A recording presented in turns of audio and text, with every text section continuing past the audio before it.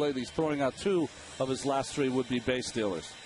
Cora getting the start for Tejada, who had an amazing game yesterday. By the way, you're assuming it hasn't changed in the last 24 hours. That's right.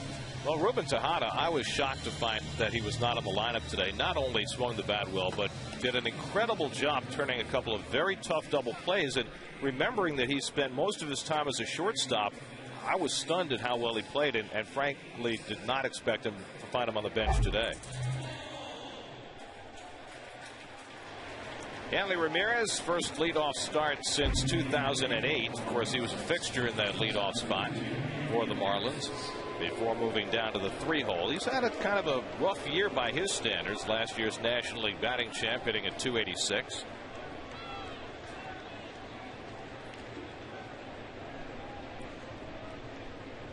Last time Takahashi took the mound, it ended up an 18-6 defeat in San Diego, hoping for better things this afternoon. And his first pitch of the afternoon is low and away for ball 1. Well, Ramirez, if you talk to the Florida people, ever since the incident, and that's where he booted the ball and kicked it into left field, did not sprint after it, and Freddie Gonzalez benched him, he has not been the same, has not been getting those big hits. Rips one down the left field line, and it goes foul. Seems every time that he comes up, it's a big RBI situation for this team. He has not come through, so they're going to move him up in the order and see if that changes something. Well, we saw him Friday night. 2 outs, 9th inning, 1-run game, tying run at third base, hit a ground ball to third base, and stand around to watch whether it was fair or foul before deciding to run to first, which might have cost his team a chance to tie. Cora going out into shallow right field to run it down. And so Alex Cora with the put out, the first out of the afternoon. So 1 out and nobody on. Now Coughlin, who has just been killing it lately after a miserable start to his season. He's got a 7-game hitting streak going, hitting over 500 over the 7 games. You know, rookie of the year seems to always happen to these young men. They're that little sophomore slump. They come back. The league knows them a little better. They don't make an adjustment, and it takes them half a season to get going. And for some rookie of the year, they never rebound from winning that award. Can you say Joe Charbonneau? I can.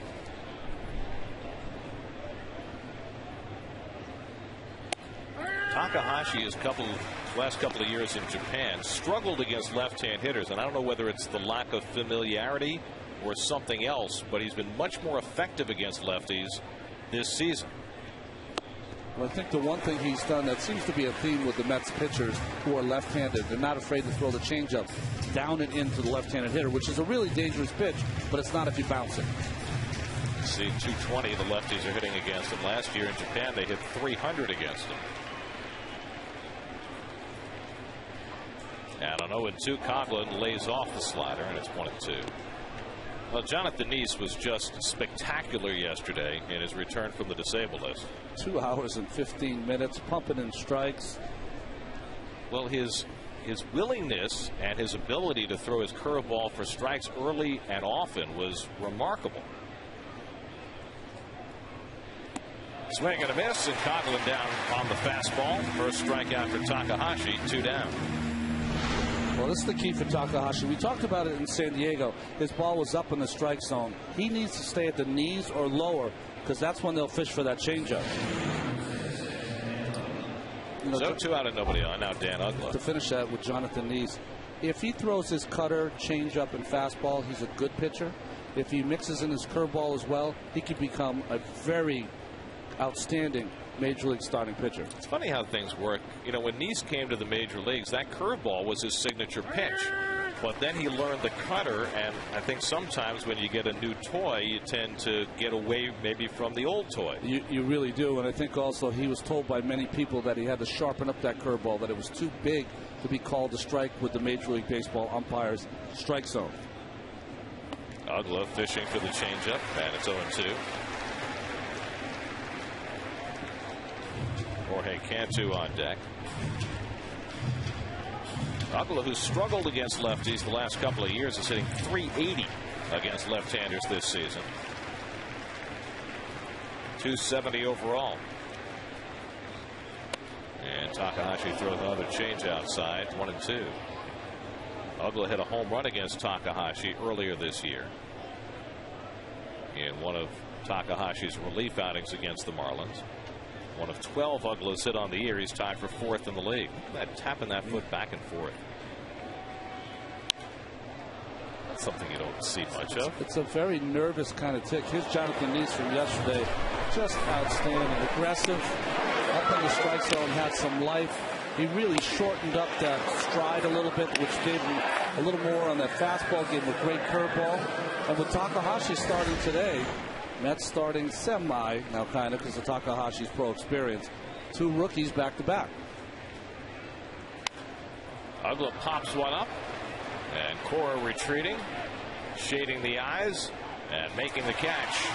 So Takahashi off to a good start with a 1-2-3 opening inning. Mets come to bat in the bottom of the first with no score.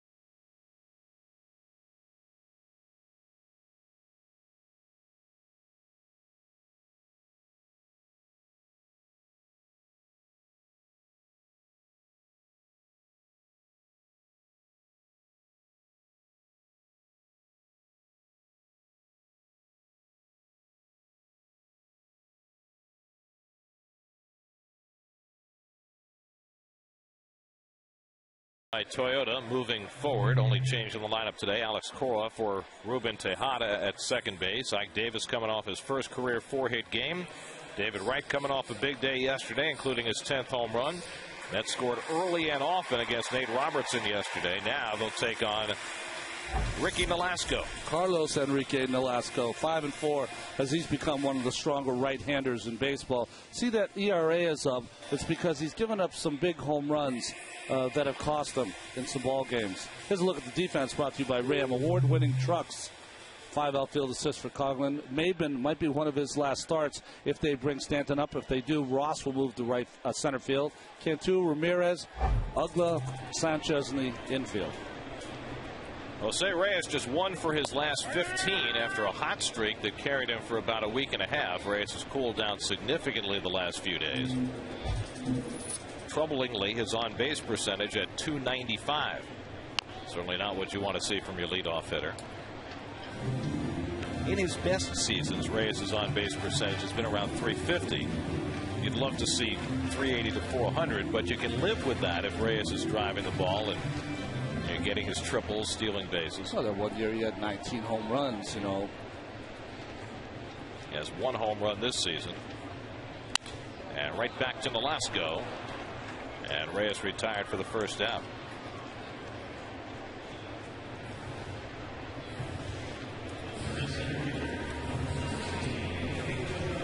So 1 out now, Angel Pagan. And like Reyes, Pagan has cooled down. Pretty much has coincided with his move to the 2-hole. He's just 2 for his last 16, hitting a .287 for the year. But Pagan has been pretty much the Mets' best hitter against right-handed pitching this year, hitting .304 from the left side of the plate as he bluffs the bunt and takes a strike. Jason Bay hitting 3rd in the order.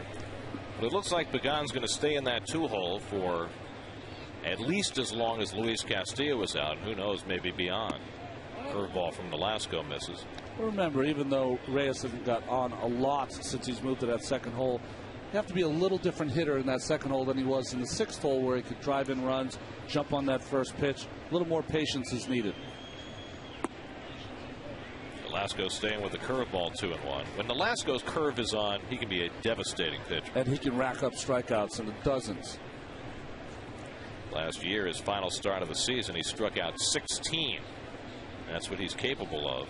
It's been an up and down year, though, for Velasco this year. A lot of home runs allowed. Fastball for a strike.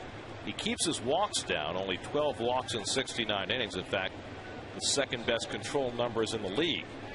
But I guess with that comes a little too much in terms of fat pitches. It's like the late Robin Roberts, who we just lost. Same kind of pitcher as far as too many strikes sometimes. It's funny because the Marlins as a staff have been a low home run staff. As a team, they've given up the second fewest home runs in the league, just 38, but Velasco's given up 11 of those 38. Well, Volstad is a sinker ball pitcher. Josh Johnson is just a dominant pitcher. Third start for Velasco against the Mets this year. And the changeup hit out to center, and Maben is there. 2 down. So Velasco set down the first 2. That's where the Marlin pitching staff ranks, right in the middle of the league in everything except home runs allowed, where they are second in fewest home runs allowed. Here's Jason Bay. Jason 2 for 8 in this series. Took an 0 for yesterday, including a couple of strikeouts. And he takes a strike. Bay at 293 for the year. Stuck on 3 home runs. Had 1 for a long time. Then he hit 2 in 1 day. And now he's been caught on 3. Cody Ross settles under his fly ball, and so, like Takahashi before him, Velasco picks up a 1-2-3 opening inning. No score in Flushing.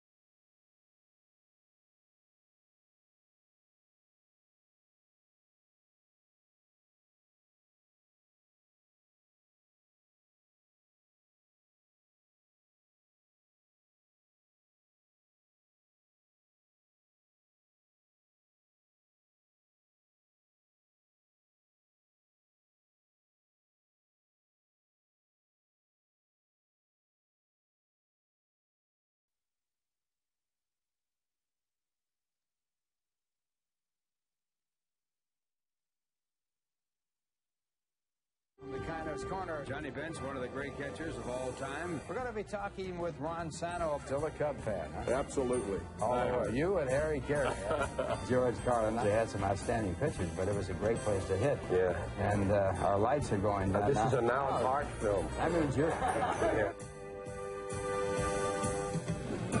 Well, the lights are on here in the Ralph Kiner television booth, and Ralph, it's great to have you. Well, it's great to be here.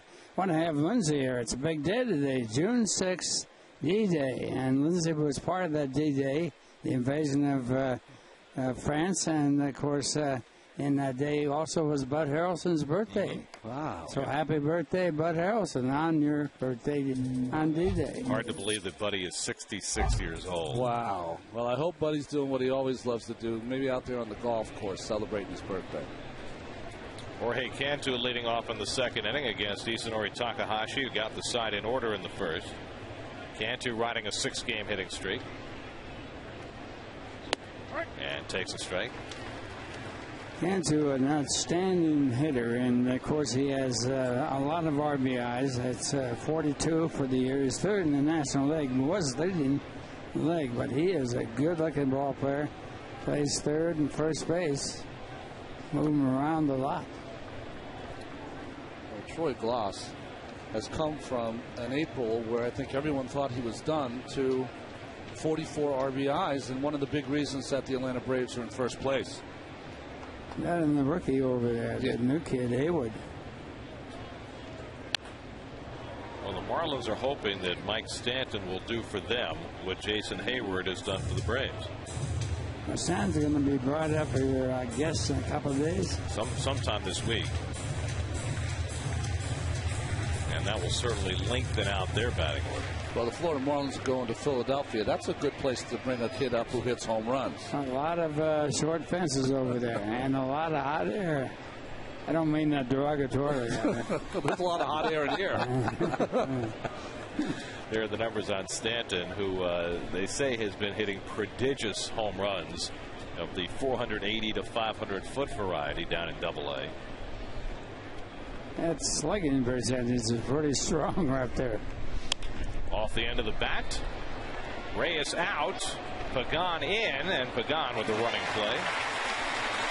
One out. Ralph, when a hitter comes up, especially coming up from AA, what's the biggest thing that he faces when he first arrives in the big leagues? Curveballs that they get over in the strike zone around the knees. All the players that are really available to get in the big leagues can all hit fastballs. But the curveball does make a difference. Well, let me ask you something then, Ralph. This is something that would not be done in today's game. If you came up as heralded as Mr. Stanton's going to be when he comes up, Hayward for the Braves, you'd be knocked on your fanny a couple times as they'd see if you had any fear, right? Yeah, right. That's the first thing you do. They used to test you. They can't do it anymore, but they do it indirectly. It's been done. But they find out whether you was hanging, and the way they hit a curveball is don't stride too soon and hang in there, because that ball is coming at you at one point and it breaks away from the body and goes down in the strike zone. 1-1 to Ronnie Polino, who's hitting .310 on the year, and he lifts one out to right for Francoeur to handle. Ball's carrying well again this afternoon. It's hot weather. Ball's flying just a few feet further than normal. One thing about coming to the major leagues, the control of the pitches are much better, and that's a thing. And in the minor leagues, you see a lot of hard throwers that probably would be good enough for Major League Baseball. If they didn't have a curve, they couldn't make it. You got to have something else. There's Cody Ross, 2 for 7 in this series. And he takes ball one. Well, it's like if Stanton was batting here against Takahashi, if he got to count to 2-0, there's nothing that separates Takahashi from throwing a curveball or a changeup 2-0. Which makes him a good pitcher. Now, the one thing something new to baseball, hitters count. You hear that all the time by the announcers. And also it's written that way. And hitters count means you're going to throw a fastball. And, of course, the fastball is a pitch you look for. 3-1, 2-0. Are the pitches that are really basically hitters' counts. But it doesn't work that way when you're a good hitter. Ross out to left center. And Pagan puts it away. So 6 up and 6 down for Takahashi to start his afternoon. Ike Davis off a 4-for-4 day leads off in the bottom of the second for New York.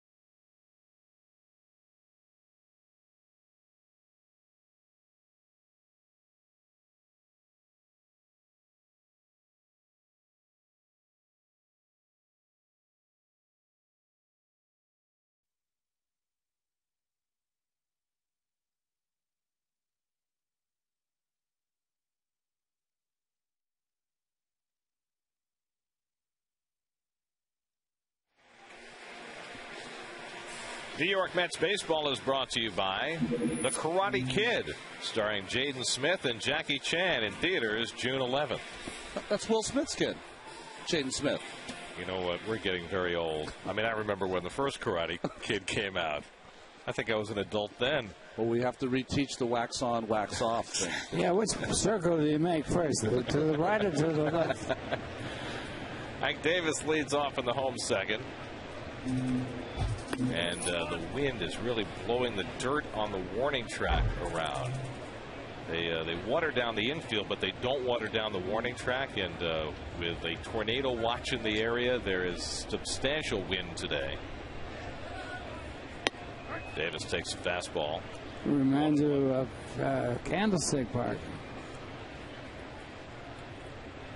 Ike Davis had his first 4-hit game in the majors yesterday. 4 for 4 with 2 doubles, 3 runs scored. And that's the first one by a Met, Gary. Now, this is a good and bad stat kind of deal. First rookie since Mr. Diaz. Victor Diaz, April of 2005, the last Met to have 4 hits, including 2 extra base hits in a game. Diaz to be one of the Mets' future stars. Never did make it. That's why I said it was a good and a kind of bad stat. Well, the one thing about that is that, you know, people say, well, he's young and he'll get better when he gets older. That's not true at all. The more you expose, the worse it gets. How about Cameron Maybin not having to jump or toss that hat into the crowd, which is about 10 feet high? He just reached up there and handed it. Well, we've seen from the way he runs, he's got very long arms. He can't get them out of the way when he runs. He can fly, too. That's why he goes so high. And Davis goes down on the changeup. And so Ricky Nolasco has his first strikeout of the day. Well, you see that emblem at the back of the mound. Have you ever wondered how they make that emblem? Oh, here you go. Wow. A different color dirt and a stencil. It's not high tech, it's low tech.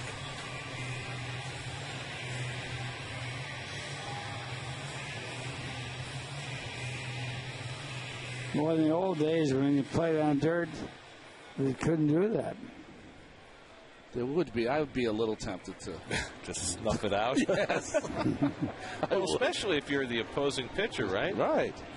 Kind of like you know, going to the midfield emblem in the enemy stadium. Oh yes. Right. Terrell Owens. Right. All you'd have to do is a little, you know, those goalies when they clear their crease at the beginning of the period. Get the ice shavings out of the way.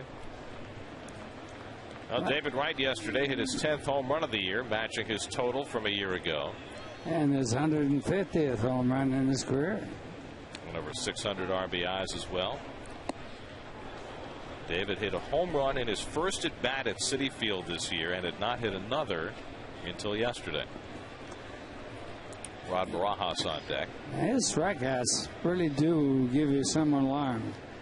But he says it doesn't bother him at all. I can't believe that. And he lines a base in and left. So things looking a lot brighter for David right now. That's 11 hits in his last 21 at bats. Well, Ralph, this is one of the things that Nolasco gets in trouble with. He throws so many strikes, got ahead of him with 2 breaking balls, and then tried to throw one right by him upstairs. Did not work. There was a fastball up there, and one thing about David Wright, he can hit a fastball. So the Mets have the first base runner of the game for either team. And now Rod Barajas.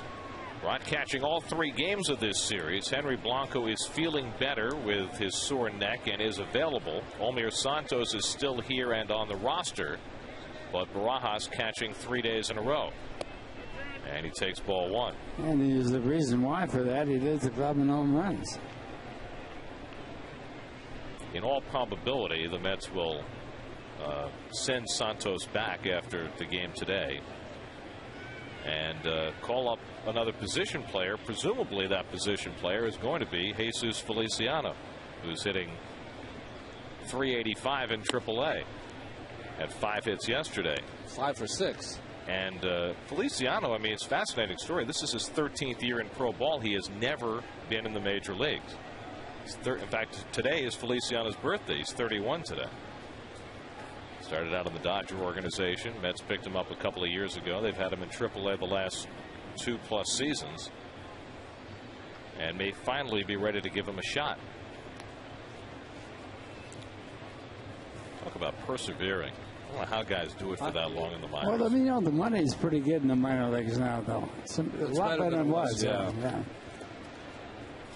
One time he went down the D-ball in minor leagues, the lowest slaps to pitch, and he made $65 a month. Be tough to live on now. No, for one day. Right runs. Barajas pops it up. Ramirez trying to deke him into thinking he didn't have a play, but Wright did not buy it and goes on back.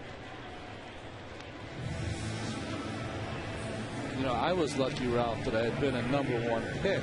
But I remember when I first got my first paycheck, you know, got paid bi-monthly, it cleared $176. I said, how are these cats down here living on $176? But you do. You make it work somehow. Well, one thing, the food didn't cost that much. We got $3 in meal money. I was in the major leagues. Here's Jeff Francoeur, who is red hot with the bat right now. And he lines one toward the gap in right center field. Maben trying to cut it off, does so. Wright gets to third. He'll be held up there by Chip Hale. Francoeur has a double. Surprised that Chip didn't take a chance with 2 outs, but he decided to hold right at third base. Well, nice hitting here by Jeff Francoeur, right, Ralph? Francoeur has finally picked it up to where he's back to where he was at the start of the season. In his last 10 ball games now, he's had 1 base hit at least, and he's gone way from 143 on the 4th of May and up to, in his last 24 games, up to before that base hit, 263. So Francoeur now has a 10-game hitting streak, and now the Marlins will intentionally walk Alex Cora. I have not disagreed with Chip Hale very often this year, but I would have sent David Wright just because of what we're watching now. You're going to have the walk of Cora to get the Takahashi to pitcher's position, and also take this into account. Nice job by Maben getting in.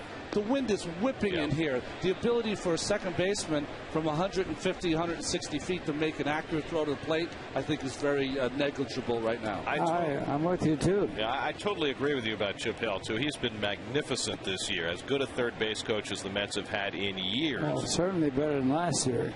But he normally has been very aggressive, but that time a little bit cautious. And with the pitcher coming up, you got to go there. So Cora goes to first with the intentional pass, and Takahashi will come up with the bases loaded, trying to pick up his third base coach. The one thing that does, it clears the pitcher, but that's a pretty good sacrifice. Takahashi 1 for 7, looking for his first big league RBI. Well, that walk was intentional, but that's one thing Velasco has not done this year. He's walked only 3 batters in his last 70 games, 3 in 1 game.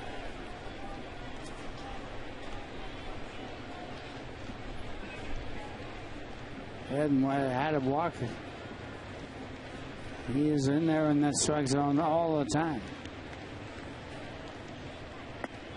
And Takahashi takes 5 for ball 1. You know, we've seen Takahashi, and he looks comfortable enough up there. But this is a strikeout pitcher in Velasco. It's going to be a tough road here. He's batting 143 with actually 1 RBI. Knocked the mask right off Polino's head. Well, Takahashi spent the last 11 years in the Japanese Central League, where they used the DH. So he does not have much of a chance to bat.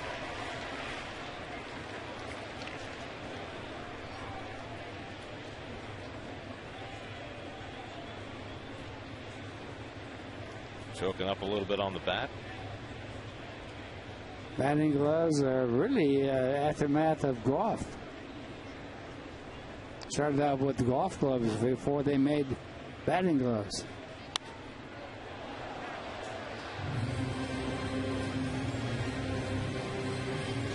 You never wore batting gloves, did you, Ralph? Yeah, I did for never in the game, but I did for. I took a lot of batting practice, and just to keep the calluses down, I would wear gloves.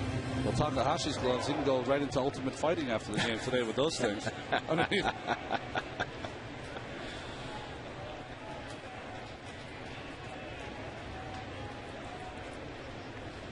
The last go ahead 1-2 with the bases loaded.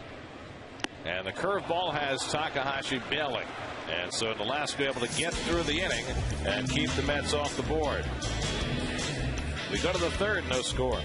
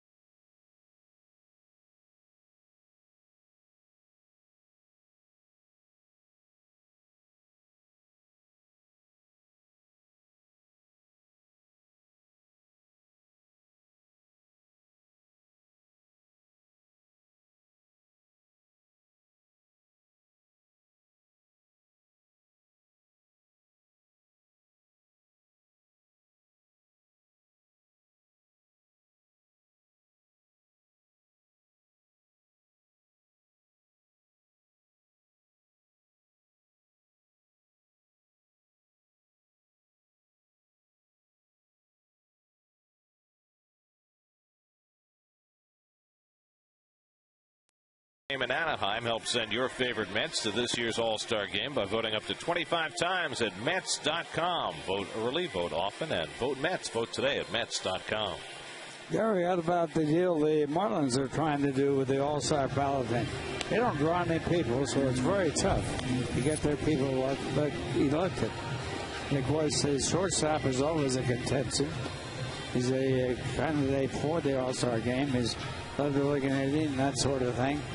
But they're taking the stubs from the no-hit, no-run game that was pitched in Florida, and they're going to allow the people to vote early and often and use the subs as a incentive for the people and give the subs away.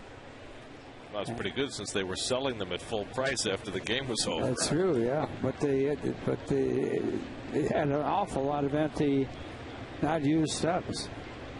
Here's Gabby Sanchez leading off in the third inning. Takahashi's faced 6 and retired all 6. Pretty is sort of unfair for the players on their team because you just can't get the votes.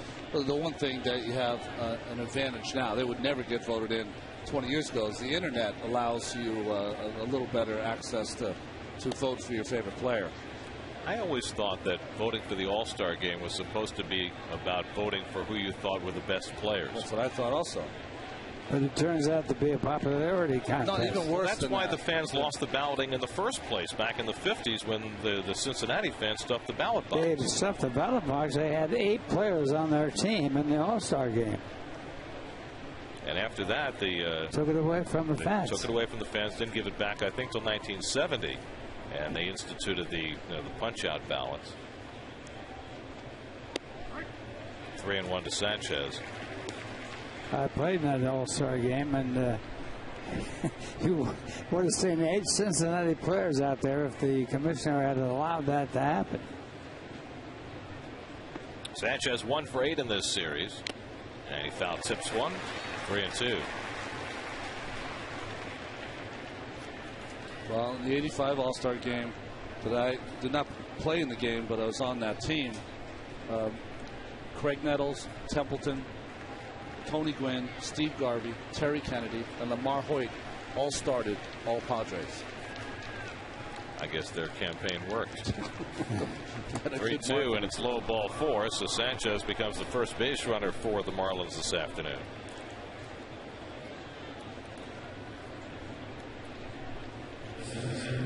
Here's your Verizon high speed for this afternoon. Ricky Nolasco topping out at 91. Isanori Takahashi at 90. You would expect a little more of a separation between the two of them. Nolasco will heat it up. He's one of those guys that gets stronger as the game goes along. Here's Cameron Maybin. Maybin 1 for 7 in this series, and as Ronnie mentioned earlier, this could be his last game in the major leagues for a while as he tries to push a bunt. With the arrival of Mike Stanton sometime this week, the likelihood is that they'll move Cody Ross to center field and send Maybin down to the minors. And that would be what he tried to do right there might even expedite his going to the minors, running in front of the pitcher. That's not a very good play. Unless you beat it out, I guess. Well, even then, that's you got the pitcher coming up. You want extra base hits right here. Slow ground ball for Cora. Backhand flip for 1, and that's all. With Maybin's speed, no way to turn 2. And the ball was dropped by the shortstop, but he was in the act of throwing the ball, so it's not an error and not a drop ball. Quick toss there. Mets doubled up Maybin in the game yesterday, and I thought that was one of the startling plays that Tejada made. He had one where he got wiped out by Coghlan at second base, but the one where they doubled up Maybin, he had to be so quick with his hands to release it, and he was able to turn the double play. When you see a young infielder do that, it tells you that he has no fear, has no problem getting that ball over there. You know, that's not an easy play, that shovel pass like that. They don't practice that very often. They had a shortstop for the Marlins that threw behind his back and got the force play at second last year. That's something I've never seen in baseball until then.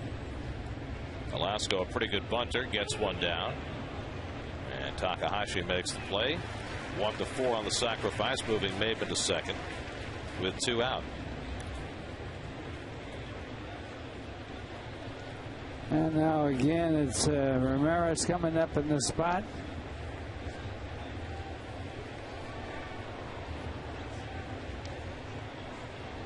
Coghlan wasn't so red hot as he waits there on deck. You know, this is a classic case where you might pitch around Ramirez, but you can't. Hanley popped up to second base his first time up. He said in the paper the other day that he knows he's got to pick it up. He led the league in hitting last year and had a great year. And he is one of the outstanding all-around shortstops in the game today. Here's that double play where Tejada got taken out yesterday by Coghlan. Look at the slide. Oh, he got him before he released the baseball. That's when they really upend those second basemen, but he stuck right in there. And yet that throw was hard and true. And it was very legal. There was nothing wrong with the play itself because he went right for the bag. If you don't go for that bag, you're automatically out if the umpire calls the play. And in fact, on the other side of the deal, you get a lot of respect from the other team when you stick your nose in there and make that throw. Curveball in for a strike to Ramirez, 0-2. That's a pretty good curveball right there. Remember, a lot of these hitters for the Marlins have not seen that big curveball enough from Takahashi. The old equalizer. Yeah, the fear right here with Ramirez is that if you pitch him away with 2 strikes when he's going well, that he'll shoot that ball to right field. Got to be careful out there. Goes to the changeup, 1-2. He's second in the All-Star voting for shortstops. In fact, the guy that's spitting him out isn't playing.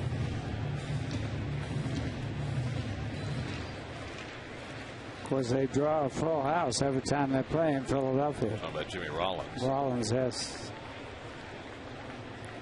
Takahashi ahead 1-2. And again, he goes with the changeup, and it's 2-2.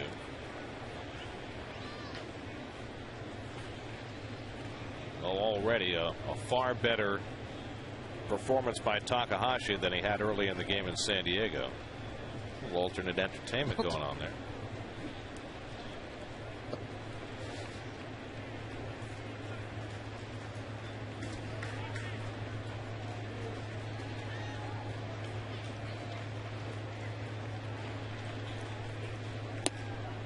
Three and two to Ramirez. When did we as parents start carrying around, full satchels of entertainment? I will say, with my kids, when we used to fly long distances, I used to fill a whole backpack for each of them, so they'd be act somewhat normal on the plane. Somehow our parents didn't have to do that for us. No. My father's favorite was Saturday afternoon. Hey, why don't you guys go out and play in the traffic? That was his favorite line. How'd that work out for you? I'm still here. One thing about that, it didn't happen to me, but they didn't have airplanes when I played. Ball 4, and so after getting ahead 0-2, Takahashi pitches carefully to Ramirez and walks him. Second walk of the inning. And so he'll face the left-hand hitter Coughlin with 2 men on. Coughlin's been hot as they can be. He's hit in 7 consecutive games coming into this game and raised his average from 210 to 259. And he is a late bloomer, and last year in the second half of the season hit better than anyone in the National League to win the Rookie of the Year honors. Coughlin struck out his first time up today, and Takahashi starts him off with a slider for a strike. He had a great second half. It's amazing the number of weapons that Takahashi can throw at you in the course of the game. An ultimate 4-pitch pitcher. Four good pitches. And a few more he might make up as he goes along. 0-2 now to Coughlin. Coughlin struck out in the fastball his first time up.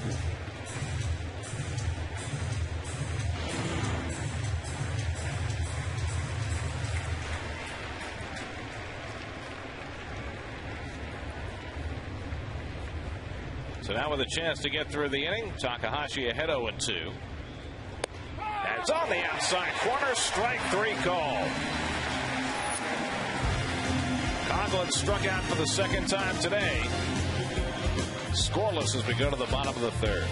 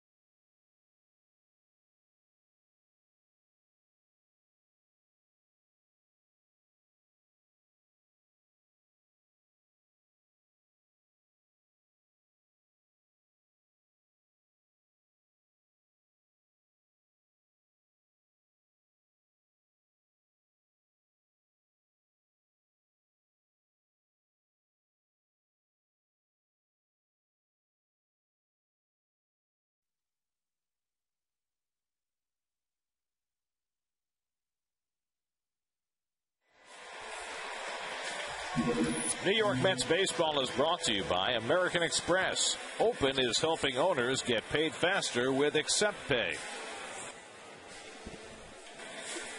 You know, the one thing as Jose Reyes comes to the plate, I haven't had a chance to talk to you about the out call at first base. It kept Galarraga from getting a perfect game. How do you feel about that, Ralph? I think that the commissioner of baseball lost a great chance to make a lot of great fans when he didn't change that decision.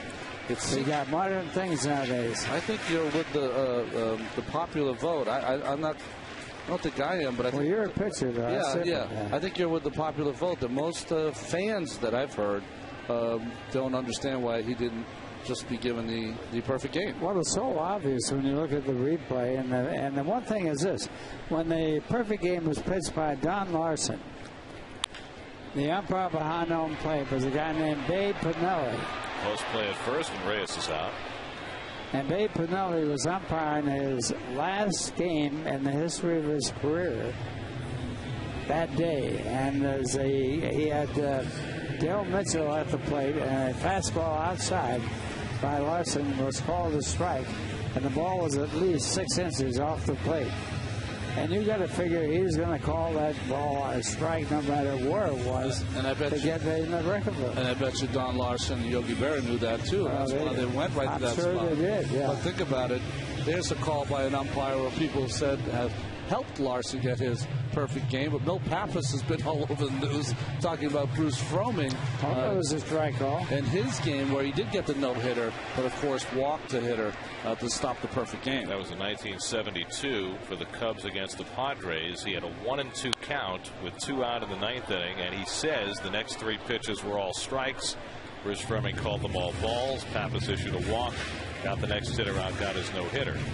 But he's still a little bitter 38 years later. Well, the one thing about Galarraga's attempt at the no-hitter was that it didn't change a thing if he'd have called him out on the strike. Pagan has himself a base hit. So the Mets have a 1-out base run. Let me ask you this, though, Ralph, just to play devil's advocate. Say the same play had happened in the 2nd inning, and then he retired everybody else from there. Nobody would have said a thing. Well, I think extenuating circumstances involved there. Last play of the game, the guy's got a perfect game. He was obviously out because of the playoff on the TV replay, and it would have. That's one of the great things that happened. How do you put? Only 20 games have been perfect. That's right. In the history of baseball. Although it's getting to be routine now. This year it's becoming a joke. Well, in a weird way, ironic twist, Ralph. Very few people, even baseball fans, would be hard-pressed to name all 20. You know, it's easy to name the Sandy Koufaxes and that. They'd be very hard-pressed to name all 20. Mr. Galarraga will never be forgotten by any baseball fan, and umpire Joyce also. Of course, the other thing was the no-run game that was being pitched by Harvey Addix, who went 12 innings. And he lost a no-hitter in that case. Lost the game, too. And lost the game, the 13th inning. Both pitchers went all 13 in that game, right? I think you're right. Yeah. I think Lou Burdett was pitching that game as a starting pitcher. Bay hits one out to center. Maben right there. And Pagan has to retreat. He got a little too far, but he's able to get back safely. And there on that last inning, he worked, started the rally for the Milwaukee Rays to win that game on a Joe Adcock that was not a home run, but went out of the ballpark. Hank Aaron passed the runner on base, which is another rule that could have been reversed. Went out of the ballpark, but the crowd in the field and everything else going on, it was allowed to be only a single. Well, think about it. Robin Ventura has his Grand Slam single. Yeah, but that's not the same. But I know, but it's more well known as not going out of the ball or not being charged. And I think that in some ways is what makes it even more special. I mean, just the Galarraga's gracious reaction, Jim Joyce's absolute contrition afterward, and the whole way that they interacted both after that game and the next day. I think in some ways it makes it more special. You know, there's a rule in the rule book that says that you can't change an umpire's decision unless the umpire that made the call asked for help from the other umpires. He didn't do that. If he hadn't done that, the other umpires could have reversed the decision he made. It was wrong. That's Rule 902C. But Joyce did not think that he was wrong until he went back and watched the replay. That's right. Ike Davis struck out his first time up, and he pops this one up. And Ramirez waiting for it. Wynn takes it. He stays with it. Sign retired. Each pitcher on their game early. Takahashi and Velasco matching zeros. No score going to the fourth. He's like.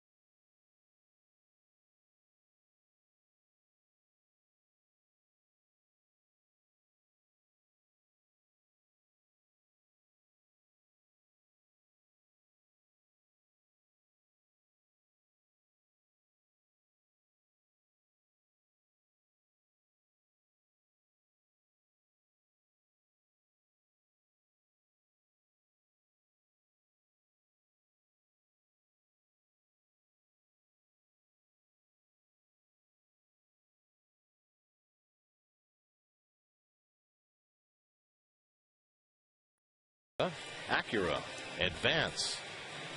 A breezy, sultry day in the ballpark.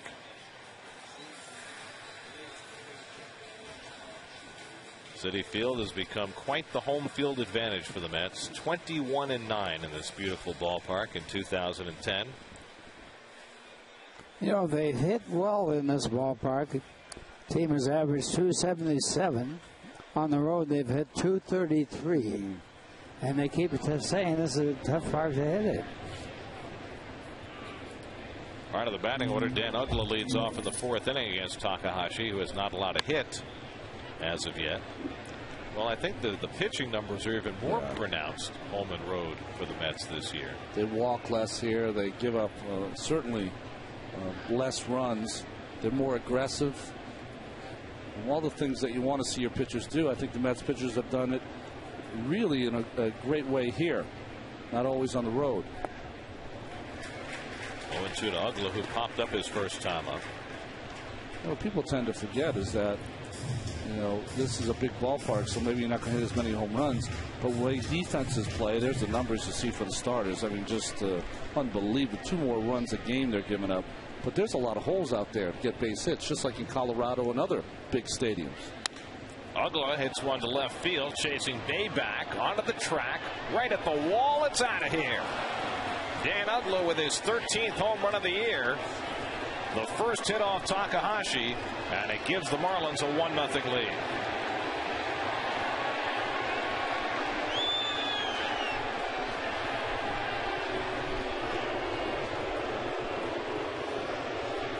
Uggla with 13 home runs for the year.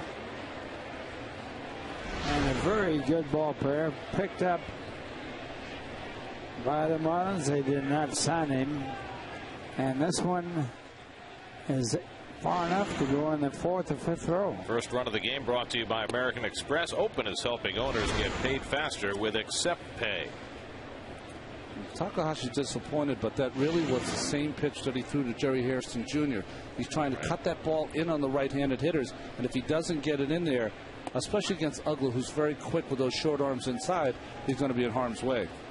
Well, Hairston hit the grand slam off Takahashi that put a huge crimp in his night the last time he pitched in San Diego, and now Uggla on an 0-2 pitch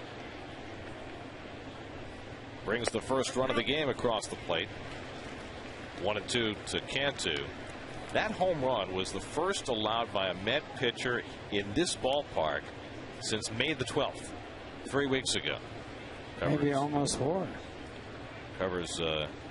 They had gone 8 straight home games without allowing a home run as Cantu is down swinging since the Roger Bernardina game-winning home run for the Nationals back on May 12th.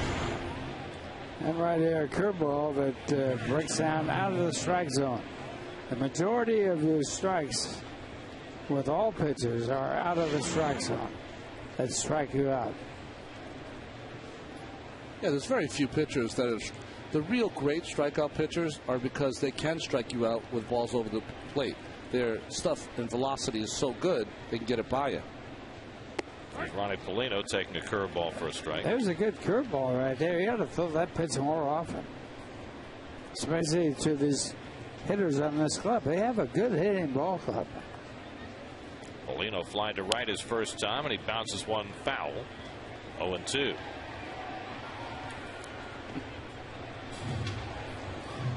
Well, John Maine, we haven't seen him smile much lately, but John is trying to work his way back. He's thrown a couple of bullpen sessions. He's going to throw another one, I think, against hitters on Tuesday. I think he's going to throw like a batting practice session against hitters on Tuesday. And interestingly, Jerry Manuel asked about Maine today, entertained the notion that John might come back as a relief pitcher. Something that has been talked about before with John. When it was talked about before, he was throwing 94 miles an hour. So I don't know how that experiment will work. Well, right now, you have to like what the Mets are getting out of the guys who are starting for them. Well, what they've added, Takahashi and R.A. Dickey, is that they've made this Mets staff, the starting 5, just about as different. Every night you get a different kind of pitcher, a very eclectic kind of staff, which I think can confuse a lineup through the course of a series. Polino takes a call, third strike. So back-to-back strikeouts for Takahashi after the Uggla home run. That's 4 strikeouts for Isanori. 2 out. I think that's a good point, Ronnie. I mean, you can't really find a more diverse staff. You don't have the guy who throws 95-mile-an-hour gas, although Pelfrey's capable of doing that. But other than that, you got just about one of everything. Santana's a strikeout fly ball pitcher. Pelfrey is mostly a ground ball pitcher. More strikeouts now. Takahashi can strike you out from the left side. Takahashi reminds me, maybe Bobby O will address it today. Reminds me a lot of Bobby O. Occasional curveball, outstanding changeup, spots his fastball very well. Well, if I recall correctly, in his first year as a Met, Bobby O went 18-5. Yeah, he struggled 18. He was great that year.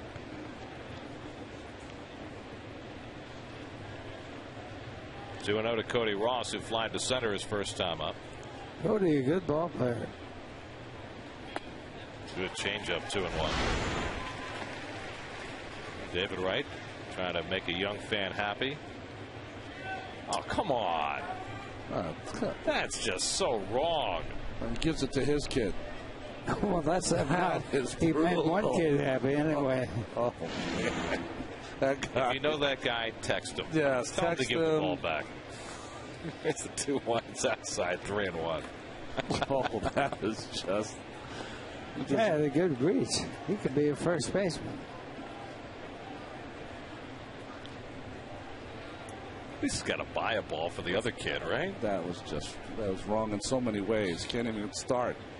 I mean, I wouldn't want to deny his kid the ball because, Dad just got that kid a souvenir. You won't want to take it away. Well, what happens, and I've done that before, what happens within the game, eyeballs are met. So the young kid with the glove meets the eyeballs of David. David looks at him. He knows that he's going to get the ball. Ball's going to come to him, and he stopped the kid also from catching it, which is one of the great joys. Well, you see the kid, he looked at his glove. Yeah, he had the glove in the right place, too. Thought he was going to get it. Yeah. Up the middle and a base hit for Cody Ross. So the Marlins have their second hit off Takahashi.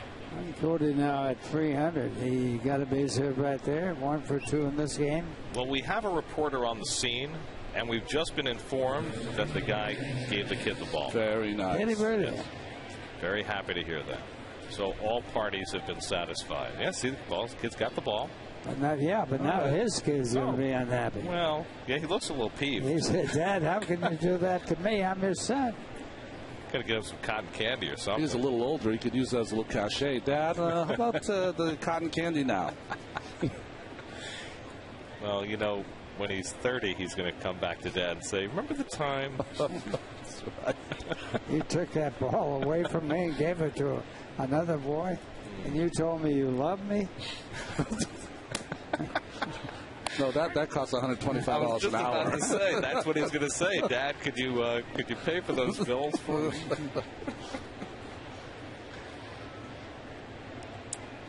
Understand that that young man has gotten the ball as well. Okay, so good. all is right with the world. Well, Bud City didn't get involved in this one. They corrected the whole thing. The error was corrected. Can hand out foul balls to everybody. That's right. Well, I tell you, today more than ever, more foul balls are given out. Every ball that's taken out of play. Usually the bat boys try to accommodate the younger fans that are in the first few rows. I'll tell you, you couldn't do that with Branch Rickey. You'd take it out of your paycheck. David Wright goes the long way and gets Sanchez to end the inning. But the Marlins grab the lead on Dan Uggla's leadoff home run on an 0-2 pitch. Uggla hits his 13th of the year and puts Florida up 1-0 in the middle of the fourth.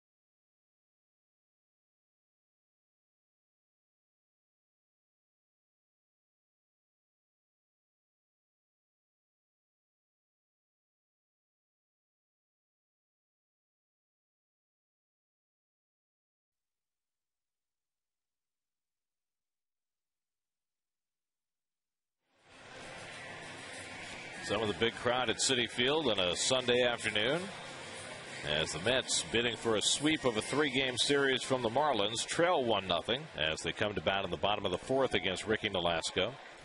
David Wright to lead things off. David has one of the Mets' 3 hits today, a single to left field. 11 for his last 21 now.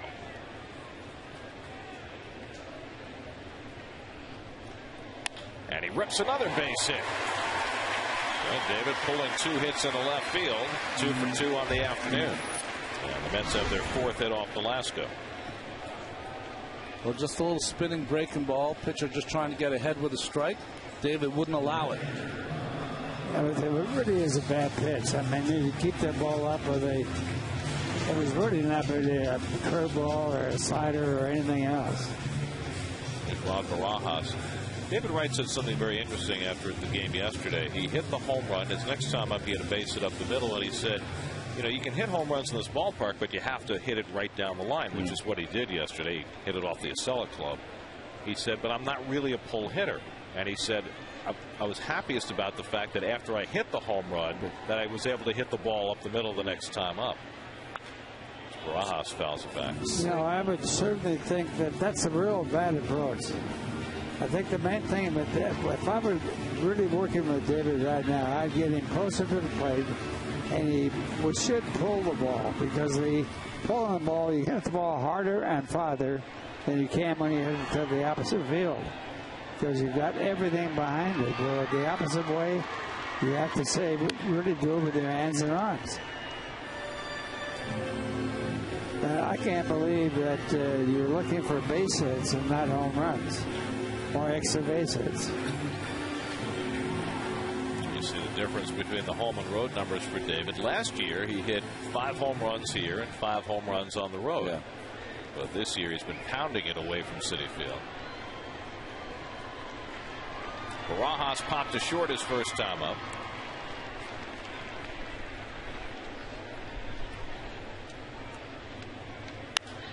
And he pops this one foul. That'll come back out of play.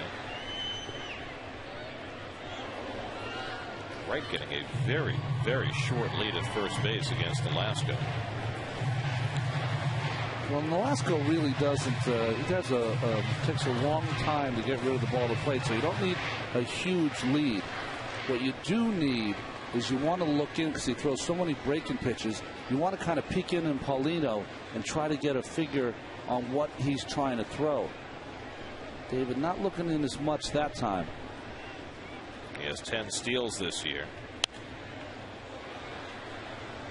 Mets are the #1 stolen base team in the National League again, with 57 steals in their first 56 games. And that's really without Reyes doing any work. Jerry said it again today before the game. He said that's the one compensation we make to this ballpark, is we run more than we would otherwise.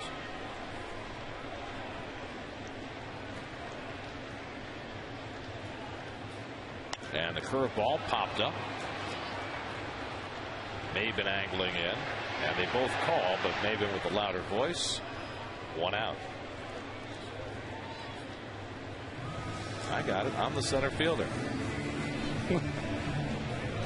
So 1 out and 1 on. Here's Francoeur, who hit the ball hard again his first time up today. A double to right center. Right here with 1 out, trailing by 1 run. A steal of second base by Wright would not be a bad play. 10-game hitting streak right now for Frenchie. And hitting over 500 over those 10 games. He got off to a great start and then had a real big slump. Now he's back on top again with the really good numbers going for him in the last 10-15 games. Slump seemed to start with that 20-inning game in St. Louis, and it went on for about 5 weeks. But now Francoeur's scorching hot again.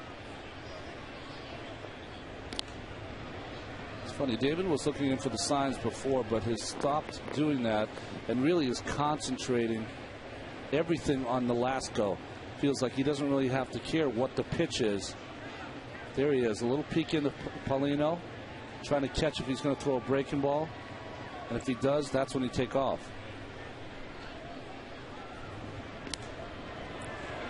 Paulino's signs are very high, and the way to throw over, he gives like 5 fingers 3 or 4 times. And if you look in, you can easily see that, so you know that you're coming over. Watch where he gives the signs. They're very evident. You can see them. And from first base, it would be an asset for Francoeur to know what's coming. Wants a slider here, and Francoeur fouls it off. David really would like to steal on the changeup or the curveball. That's the pitch he knows that he's going to get that extra step and a half.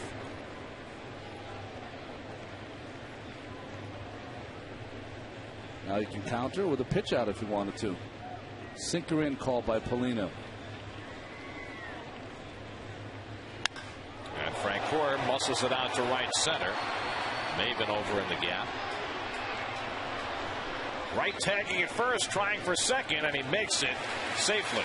Good base running by David Wright. When he saw Maben had that ball lined up, he retreated to tag.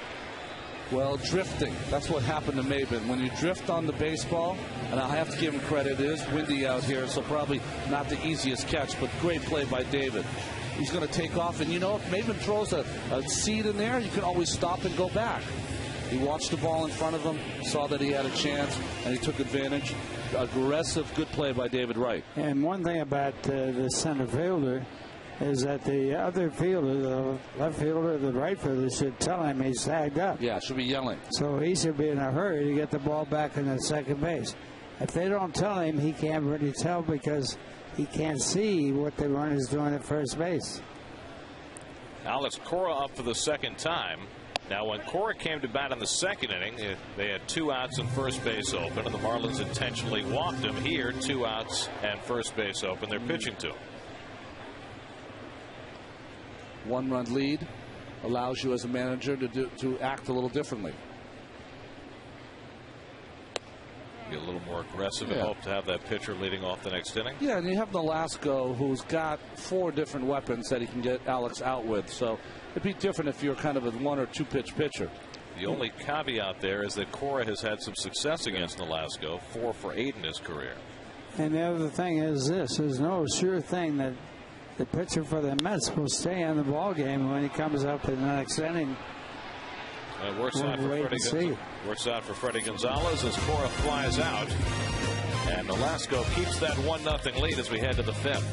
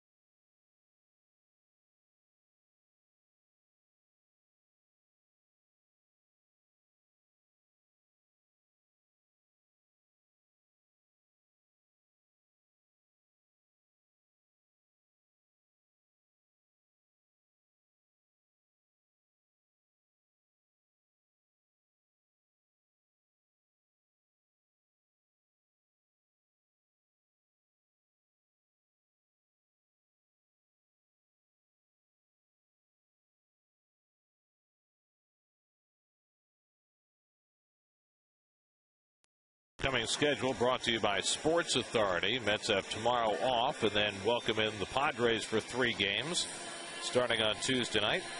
Then they go to Baltimore as they resume interleague play. Baltimore and Cleveland on the next road trip starting Friday night at Camden Yards. And then the Mets will be at Yankee Stadium. So it's actually a 3-stadium American League road trip. That's 9 games to use the designated hitter, and it'll be interesting to see how the Mets function in DH games. You know, Gary, and speaking of Yankee Stadium, I'm reading the book by Bill Madden on Steinbrenner, and it really is a tell-all book. Very interesting. Well, I know Ronnie read it, and so did I. It certainly does not paint Mr. Steinbrenner in a very favorable light. I know it was difficult, but never that difficult. One thing about Bill Madden, he was there for almost all of it. He was. So, and fascinatingly, he also used some tape recordings that Gabe Paulin made when Gabe was working for George as part of his research. I know Gabe Paulin is a traveling secretary for the Cincinnati Reds, and he's been in baseball all his life, and he kept these tapes. He'd go and write and have talk down all these tapes, what was taking place. Takahashi's pitched well, but gave up the home run to Ugly in the 4th. Gabe Paul once hired me to do games for the Cincinnati Reds. David Wright throws out Maben for the first down. I didn't want to play in Cincinnati, so I turned it down. When would that have been, Ralph? Way back in when they were expanded. And he had been with the Reds as a traveling secretary. I got to know him because of Giles being the president of the National League. And Giles was the one that hired Gabe Paul.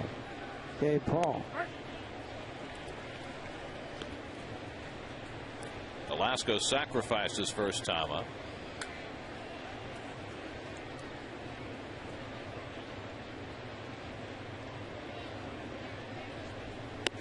And Takahashi throws a fastball by him, 0-2. He was going to work with Frank McCormick, who was an outstanding broadcaster of TV, but a great player for the Cincinnati Reds when the Reds were in the pennant going for 39-40 in that area.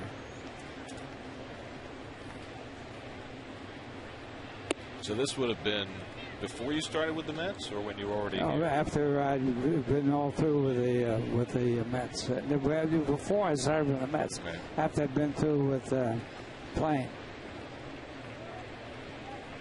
1-2 to Velasco. Swing and a miss.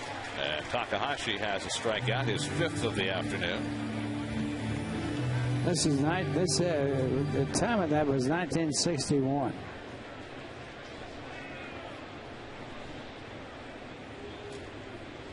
So if you had taken that job, we might have never heard of Al Michaels. We may have never heard of Marty Brennaman. You would have been the, well, I think so. I think you're right. Yeah. Well, what a mistake that was for them.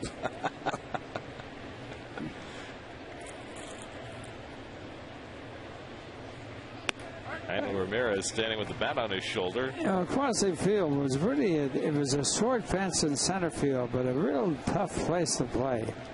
And they had a little incline that went up in left field, and it was very difficult to play left field because you'd stumble on that incline. Driven to right by Ramirez, chasing Francoeur back, and a beautiful catch by Francoeur to end the inning. Well, you've got those few extra strides in right field in this ballpark, and Francoeur used them to make a pretty play.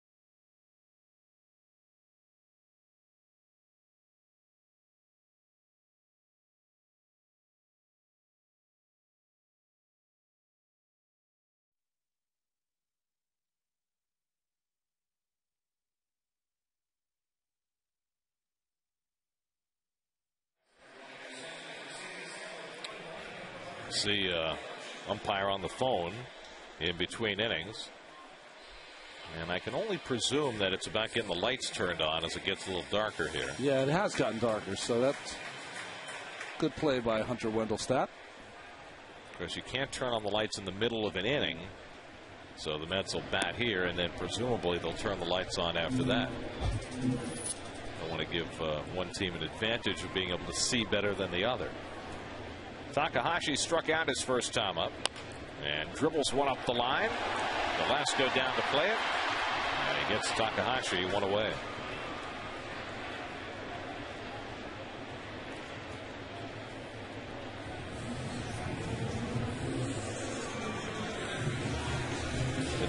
noisy. Come to the big ballpark for the first time. Get a little intimidating. Look, all our guys and young ladies in the truck, they do that all game long. Oh, that's just us. Here's Reyes 0 for 2 today, and now just 1 for his last 17. And takes the curveball down and in. Speaking of Cincinnati, 47 is the number I'll never forget. That's what the old Blackwell wore as a pitcher. Toughest right-hand pitcher I ever had against. He was a great pitcher for the Reds in 1947. Won 16 games in a row.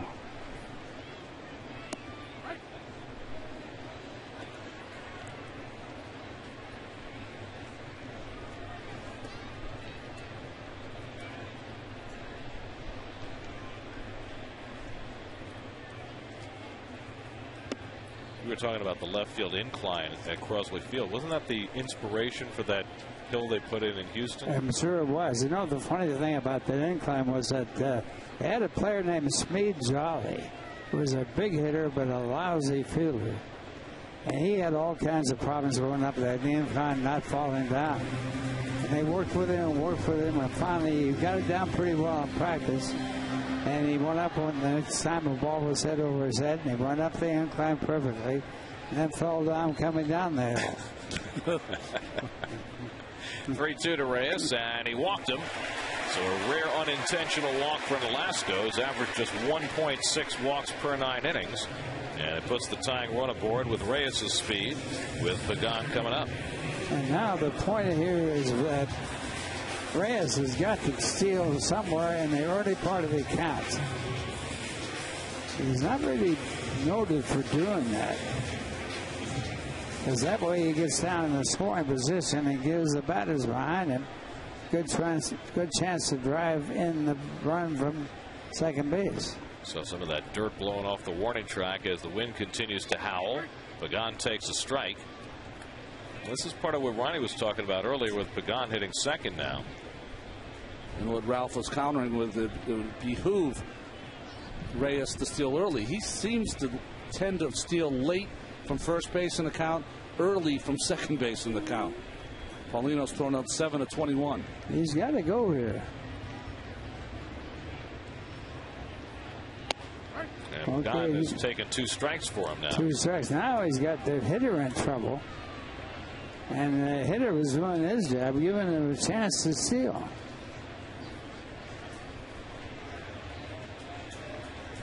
Reyes with 14 steals, second in the National League. He's only been caught twice.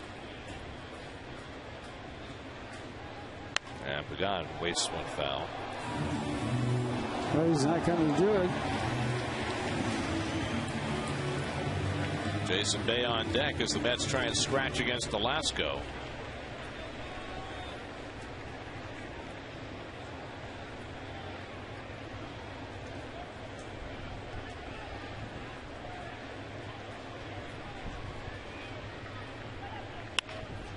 Slowly hit. Ugla with a backhand flip. Ramirez with a turn, not in time. Just not quite hit hard enough to double up the speedy Pagan. And so the inning continues.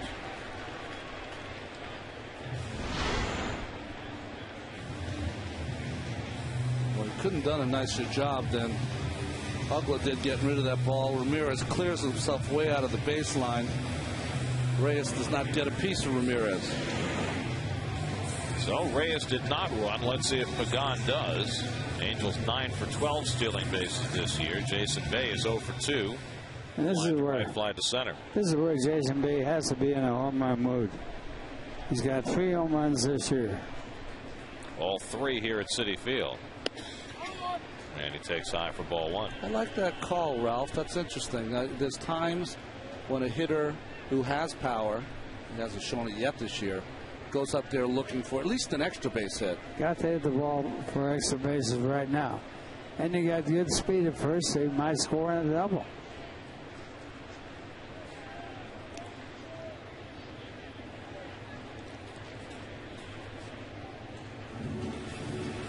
Chris Coghlan playing strangely shallow in left field against Jason Bay. Boy, he is really set. The whole outfield is shallow.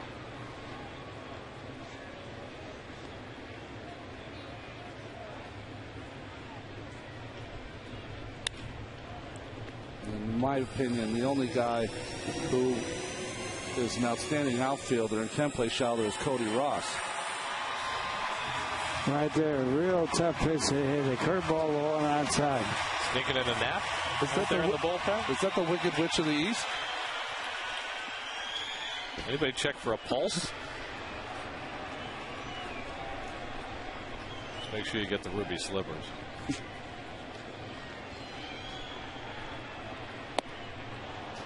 Fastball by Bay, and it's 1-2. That's as hard a pitch as Nolasco's thrown all afternoon at 93. He's just one of those big burly right-handers that gets stronger as the game goes along.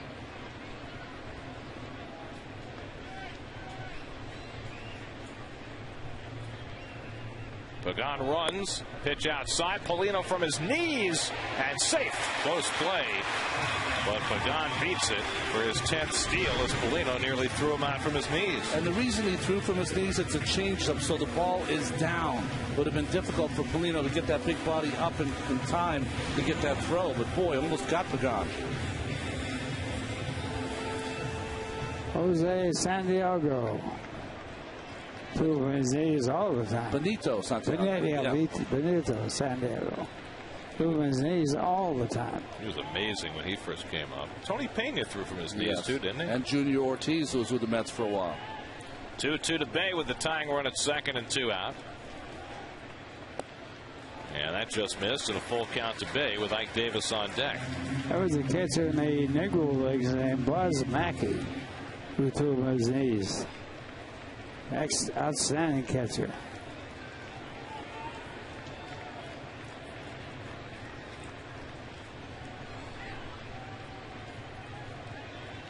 Three-two from Nolasco, and the breaking ball misses, ball 4. So Bay works on a walk. Second of the inning given up by Nolasco, and Ike Davis will come up with 2 men on. You know, Gary and Ralph, a very strange game from Nolasco. To me, watching him, of course, the intentional walk to Cora, let's take that out of the picture. It almost seems to me like he feels like he has to win this game 1-0. Pitching around guys in certain situations was not going to give Bay anything good to hit on that 3-2 pitch. Going to take his chances against Ike. Well, he's had good sequences against Davis today. He struck him out and got him to pop up to short. And now he faces him with 2 out and 2 on. And a letter high strike. Well, Davis has hit 6 home runs. First one he ever hit, he had about 450 feet. Right on the bridge over there at right center field. Again, the outfield is very shallow. And Nolasco gets ahead 0-2. I think Nolasco has figured out that he needs to get ahead of Davis. And after that, he's not going to throw many pitches in the strike zone. Right there, the pitch is way out of the strike zone. Davis has problems with that pitch. He chases it a lot. Got to learn the strike zone and be a good hitter. Let's see, Rogie Abrera. Now an 0-2. Davis hits one toward the middle of the diamond, but Ugla there to field it. And the flip for the force play to end the inning. So the Mets held scoreless through 5. Ralph Kiner, thanks very much for joining us. Okay, Gary, thanks for everything, and it's fun to be with you guys again. Ron, how about you too? Flight's on time this time. All right, fine. Keep that running away.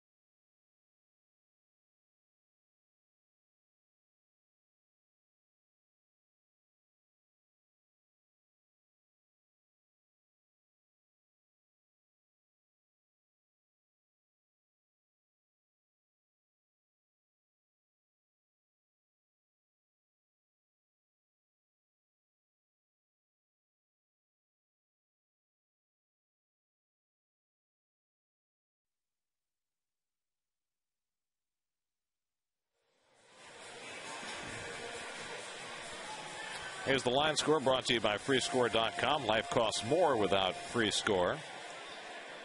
Marlins got a run in the fourth on a Dan Uggla leadoff home run, and that has been it. The Marlins have 2 hits. The Mets have 4. Mets' best scoring chance came in the second inning. Remember, Chip Hale decided to hold David Wright at third base on Jeff Francoeur's double. Never got him home. And the Mets have been held in check by Ricky Nolasco. Now Chris Coghlan leads off the 6th against Takahashi and takes ball 1. Coughlin's been up twice, struck out both times, swinging in the first, looking in the third. There's Uggla, who homered for the game's only run. He's on deck. And then Jorge Cantu. And Takahashi, for a rare time today, falls behind 2-0. Takahashi walked 2 in the third inning, but then struck out Coghlan to get out of that jam. He comes right after him with a fastball, 2-1. That's interesting. That's a leadoff hitter. You're ahead by a run. Usually you would take that pitch trying to generate a walk, but, you know, Coughlin's been red hot, so feels uber confident right now. You see the last 6 National League Rookies of the year, 2 of them in the game today. Coghlan out towards center field. Pagan had him shaded to left center, so that falls for a hit. Coghlan takes a turn and holds on. Well, he hit it to straightaway center, but Pagan way over toward left center, and so Coghlan has himself a leadoff hit.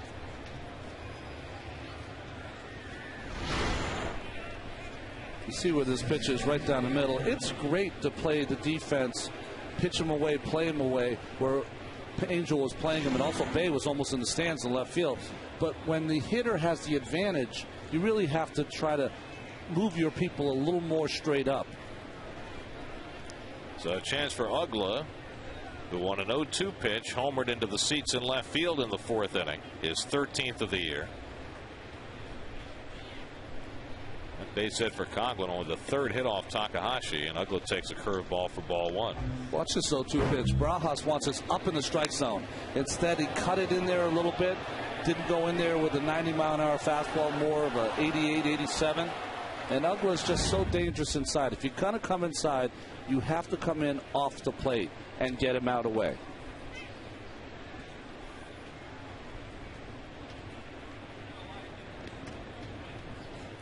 Coghlan 7 steals and 8 tries this year. Talking over with the first base coach Dave Collins, who was a great base stealer in his day. Had one season in 1980 where he stole 79 bases. One of the fastest guys I've ever seen on a baseball field. 1,335 hits. He's in that Steinbrenner book. Yeah. You don't want to be in that book. The lights are now on as we start the 6th inning. It's been very windy this afternoon, but no sign of any precipitation. We now have an official game, having played 5 complete. And the changeup misses, and it's 2-0 to Uggla. Uggla with the 13 home runs, now just 1 behind Corey Hart for the National League lead. Either one of them is Eddie Jose Bautista. Bautista leading the majors with 18. There's the strike, 2-1. You don't mind guys leading the league in home runs. You just don't want them to be leading the league because of your pitching. Hart had that big series in Milwaukee. By the way, speaking of Bautista, Blue Jays don't have a hit today. We're in the 6th inning against Javier Vasquez.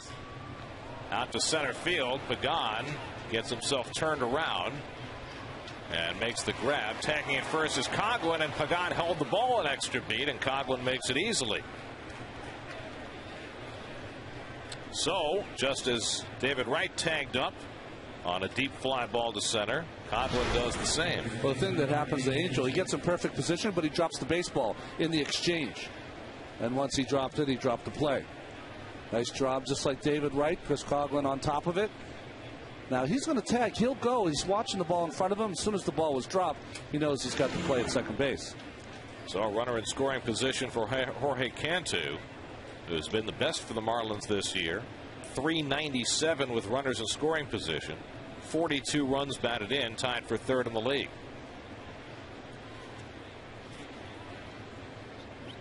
And Cora makes a run to the bag, but Coghlan back easily. I like those little throws from pitcher, second baseman.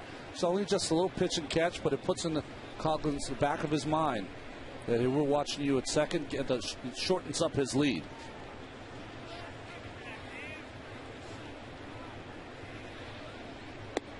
Probably less about the stolen base and more about the jump on the base hit to the outfield. Well, you have to. You have Bay, who's playing very deep, who's got an accurate arm. Pagan in center field, who we've watched him throw runners out, 6 outfield assists, and Francoeur top of the food chain. Francoeur has 5 assists. Loop down into right center, base hit. Coghlan turns third, heads home. Pagan will not make a throw. An RBI single for Cantu, and it's 2-0 Florida. So Cantu comes through again, his 43rd run batted in. And you can't say it's a bad pitch here by Takahashi. Maybe a little up, but that's off the end of the bat by Cantu. He just, in these RBI situations, he just shortens up and does what he needs to do. And that's the key. You see a lot of players, they try to hit a 2-run home run. He really just wants to try to hit a line drive. Nice contact there. That pitch is on the outside corner. Still able to do something with it. So the Marlins have just 4 hits, but now they have a 2-0 lead. And here's Ronnie Polino, who's flying to right and taking a call third strike. 0 for 2.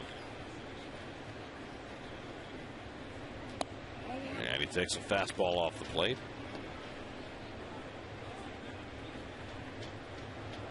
Things beginning to stir a bit in the Mets bullpen, as Takahashi's up to 83 pitches on the day. And again, he falls behind 2-0. So it's been a different kind of inning for Takahashi, as Cody Ross stands on deck. And Raul Valdez gets up for the first time in this series. Fastball for a strike, 2-1. Valdez, who had just such an awful time of it in his 2 outings in San Diego.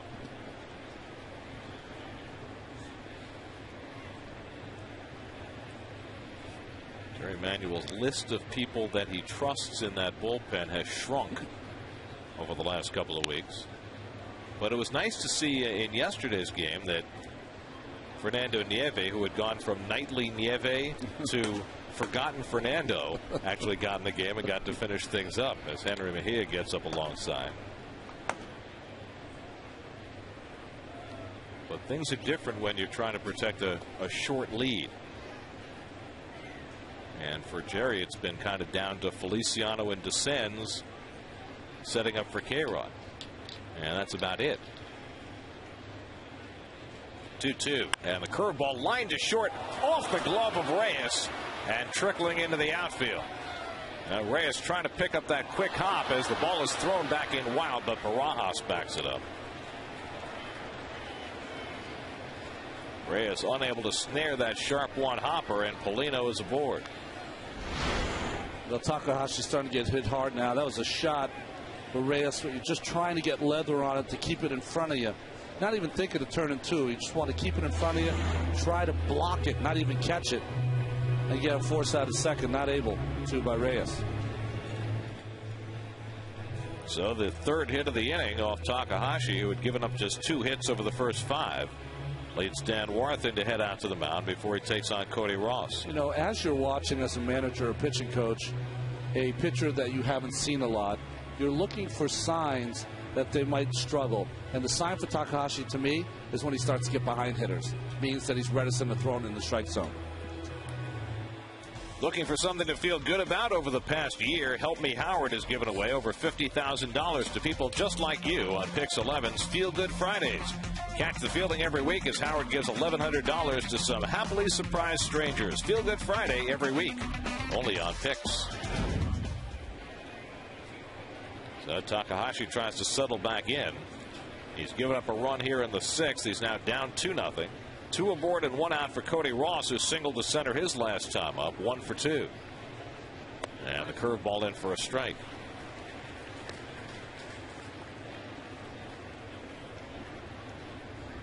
Cantu at second, Paulino at first. Not much speed on the bases for the Marlins. Ross at the plate with his base hit first time up, pushing his batting average right to 300 for the year. You don't think of Cody Ross as a 300 hitter. Think of him more as a guy who's going to hit a bunch of home runs, strike out a lot. But his power is down and his average is up. You know, he battled all of spring training, some injury problems, so maybe just starting to feel healthy. And Vernon Wells just did a 2-run homer, so Blue Jays aren't getting no hit anymore. In fact, now they lead 2-0. First hit that Vasquez gave up. That's Vernon Wells' 15th home run. Nobody covering. Takahashi just trying to make Cantu wary. About to throw his 90th pitch of the afternoon.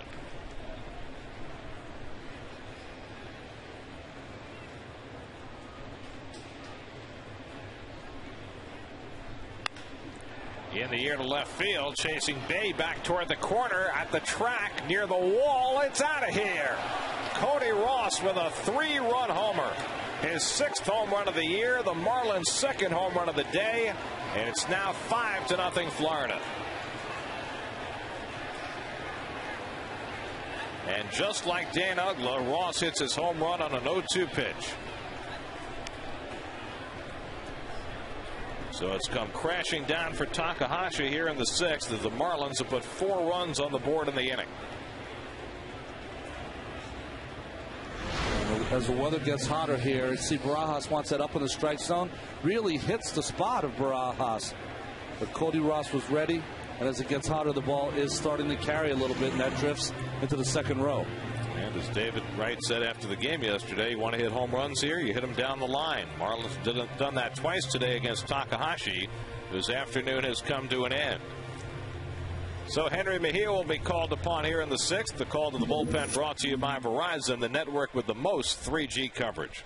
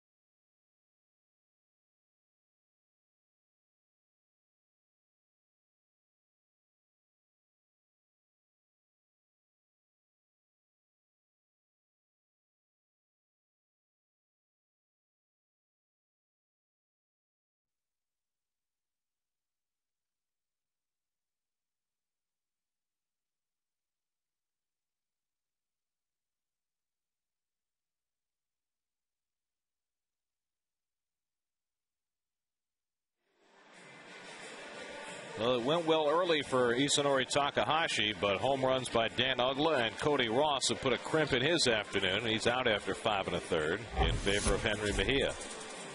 Well, Henry Mejia in for his 26th game. You know, the thing about Takahashi is just that when he gets to know certain situations, he's a fly ball or strikeout pitcher, and he's never able to get that ground ball that you need to get out of those tough innings. Gabby Sanchez, first man to face Mejia with 1 out and nobody on. Takes a strike. Well, Mejia working for the second straight day. He worked at 1, 2, 3, 8 yesterday through just 8 pitches to get through that inning. And right back out there today. Sanchez 0 for 1 on a walk. Breaks his bat. Grounds it out to David Wright. And that's the second out. That's the first time all season I've seen young Henry come in and throw 2 successive changeups to the first hitter. Usually it's always that signature 95-mile-an-hour cutting fastball.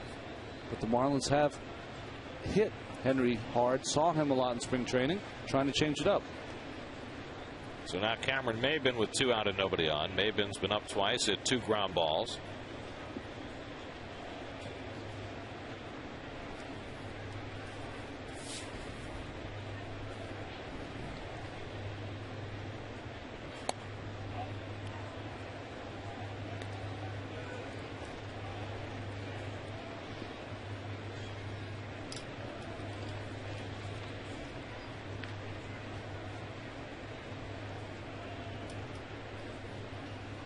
And Maybin takes the fastball off the plate. 2-0.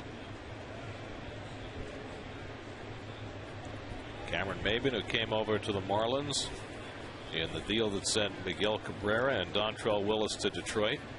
You happen to see Dontrell last night for Arizona? I saw him hitting and fielding and pitching. How about running the bases? How about a head-first slide into home plate, hitting the plate with his pitching hand? Dontrell's like a little kid who likes to play in the sand. He does. But happy for him that he got himself a win last night. I think he was just so thrilled to be able to come to bat because it was a part of the game that he missed in Detroit. Bouncer passed right and down the line. David thought about trying to fleck it down with his bare hand, thought better of it. Maybin to second and slides in with a 2-out double. So just a bouncing ball that found the right spot. No play for David. He's got to always play in against Maybin because he has that great speed. Well, we've seen David make a catch barehanded on a pop-up. Maybe he wanted to do one on a grounder. That was in San Diego a number of years ago. So here's Nolasco up for the 3rd time. He sacrificed and struck out 0 for 1. Nolasco always looks as though he should be pitching a shutout. And he's working on one today.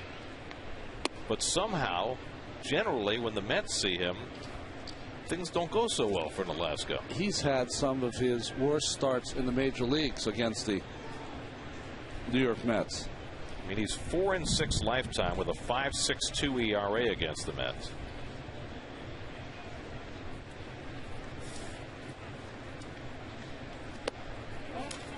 And Mejia falls behind him 2-0.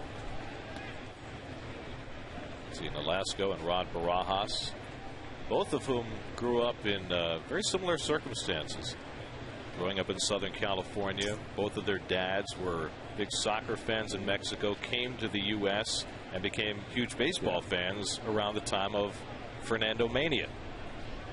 And Fernando Valenzuela's bursting on the scene and made a lot of Mexican-American baseball fans who weren't fans before. Yeah, he had a huge impact.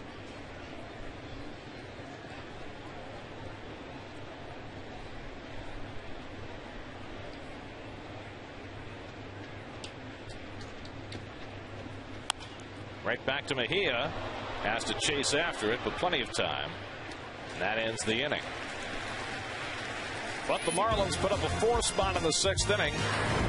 Cody Ross capping it off with a 3-run homer off Isanori Takahashi.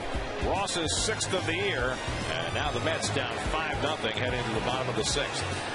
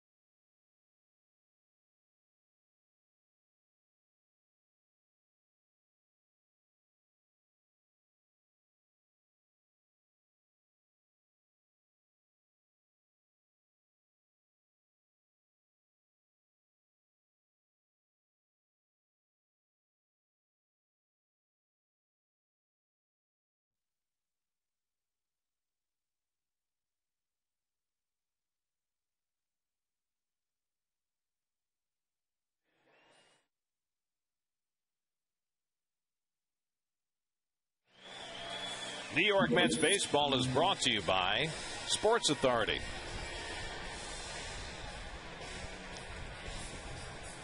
Met fans haven't had a whole lot to cheer about today. Trailing 5-0 as we go to the bottom of the 6th. Ricky Nolasco has allowed just 4 hits. He's walked 3, which is uncharacteristic for him. Struck out only 2. Mets have had base runners in 4 of the 5 innings, but unable to cash in. David Wright is 2 for 2 today, twice a single to left field. Jumped the first pitch he got from Nolasco in his last at bat. Here takes one low and away for ball 1. It'll be Wright, then Barajas and Francoeur for the Mets as they try and get something started.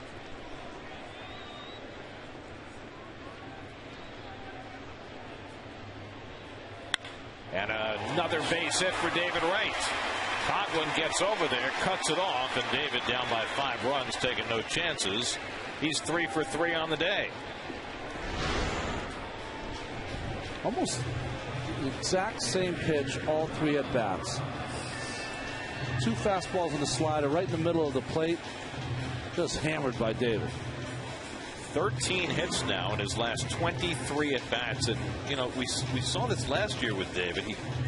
He went on these kinds of hot streaks that seemed to carry him, you know, for a month or 6 weeks. From a player I played with, I always call it the Mookie Wilson roll. I mean, they get on a roll where they'll get that many hits, you know, 10, 15 hits and 25 at bats. Now Barajas is popped to short and fly to center, and he chases the changeup, strike 1. Ryota Igarashi up in the Mets bullpen.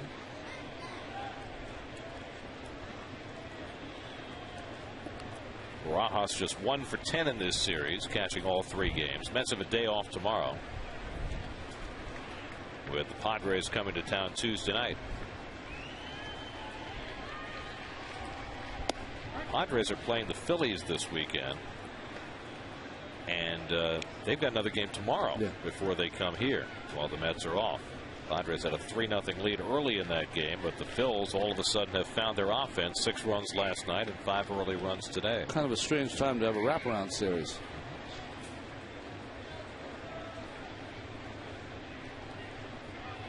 Barajas lines a base hit. Well, Barajas behind in the count 0-2. Got a pitch up, and the Mets getting something started here in the 6th with back-to-back singles. And a red-hot hitter, Jeff Francoeur, coming up. Boy, the pitchers have been challenged a little bit on 0-2 counts. Takahashi gave up 2 home runs on 0-2 counts to Ugla and Ross, and here a base hit given up by Velasco. And that's fairly typical for Velasco, who doesn't like to walk people, and with the big lead will challenge people. Francoeur is 1 for 2, double to right center in the 2nd, fly to center in the 4th. Now is hit in 10 straight games and hitting .500 over that span. And Jeff rockets one to left field. Coghlan going back. He has room in front of the warning track. Tagging at second is Wright, but he'll stay right there, and that's the first out. Well, Jeff's head down because he knows he just missed a little hanging slider in the middle of the plate. Just pulled the trigger maybe a hair too early. Got it a little towards the end, and it cost him this put out.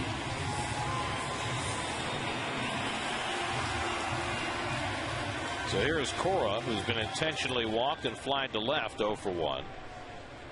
Alex getting the start at second base today, after Ruben Tejada played the last 2 days. Paper swirling all over the place as Nolasco threw that pitch. 1-0. Chris Carter out on deck to pinch hit. The hardest practice swing in the history of the game. I mean, he goes after it, doesn't he? Let's see, 1 o'clock game today. That means he was ready at 9 o'clock this morning. That's right. I walked in the clubhouse this morning. He was the only guy who had his full uniform on. It's a beauty. He is. And Cora drops down a beauty of a bunt. Nolasco has no chance to throw him out. And the bases are loaded. Surprising everybody, Cora couldn't have rolled it out there any better. Well, that's a good play by Alex. You usually say to yourself, down 5, you want to drive in some runs, but he knows he needs base runners, and they gave it to him. Third baseman Cantu playing behind the bag. If you're going to give it to me, I'm going to take it. It's as good as a line drive single. Bases loaded, Mets chance to get back into this ball game. So the base is loaded with 1 out, and Chris Carter to bat for Henry Mejia. Jim Wood, first man up in the Florida bullpen. We saw him in the opening game of the series. Carter 3 for 12 as a pinch hitter, with a chance to do some major damage here.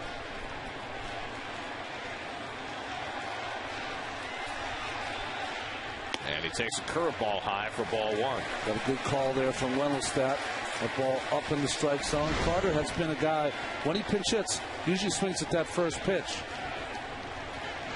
I think that ball's high too. Good call. Carter, the only left-handed bat available on the bench for Jerry Manuel today.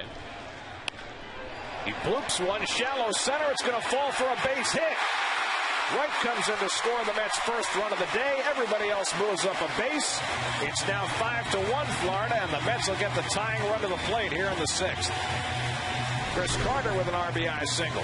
A little changeup off the end of the bat. David goes back, but he's got the good read. That ball's going to drop in. It's the hardest play for the runner on third base, because you never know if he does make that catch, might not be able to score. Well, Freddie Gonzalez striding purposefully out toward the mound. Is he going to take Velasco out? 82 pitches, working with a 5-1 lead in the 6th.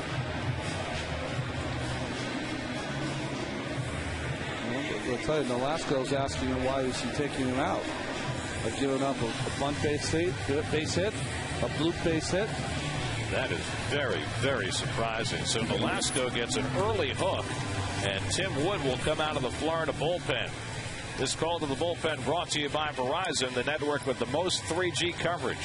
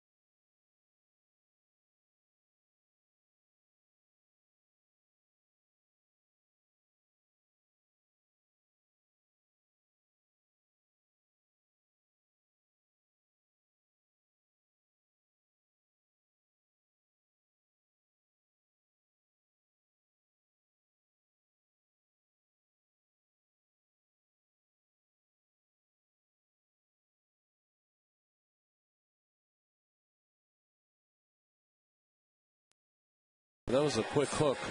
The only thing I can think about is that maybe when he loses it, manager Freddie Gonzalez wants to immediately go to that bullpen and stop this onslaught by the Mets. Wood has been outstanding since coming back from the New Orleans Zephyrs. Started the season with Florida, struggled, and now pitching better. Pitched 2 hitless innings against the Mets on Friday night. Reyes at the plate, tying run at the plate with the bases loaded.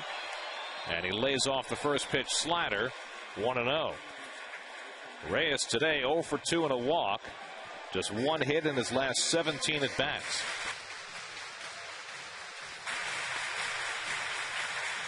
Mets have not hit a grand slam this season. Outfield defense still pretty shallow versus Reyes. He lifts one to center. Maven started back, now coming on. Barajas will not tag, and that's the second out.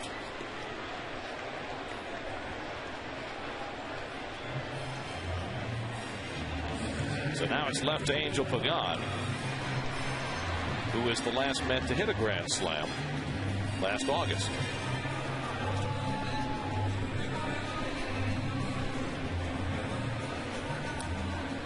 At some point the balance has to tilt, right? Clay Zavada, was that his name of the pitcher who was pitching? For the outfield, if you have to make a throw here, Chris Coughlin, a former infielder, not a strong arm. Maven, a very erratic arm, and the best arm is Cody Ross in right field, who, when they get in a game and need a position player to pitch, they always go to Cody. Pagan lines one into center field, a base hit. Barajas is in. Here comes Cora. The throw goes to third. A two-run single for Angel Pagan. And the Marlins lead is cut to 5-3. Well, Pagan's been the best all year for the Mets with runners in scoring position. RBIs number 24 and 25. Just jumping on that first pitch. Does not want to get to that changeup or breaking ball. Right back through the box. A BB2 to Maven, who declined to make a throw. Core with that great secondary lead allowed Chip Hale to wave him through. So now the tying runs are on base with 2 out. And Jason Bay coming up. Bay is 0 for 2. He's flied out twice and drawn a walk. Mets were down 5-0 when this half inning began. It's now 5-3. And Bay takes a strike. Jason Bay, the 8th man up in the inning. It all started with back-to-back hits by Wright and Barajas. Carter cashed in 1 run and Pagan 2. And Bay takes off the plate, and now it's 1-1.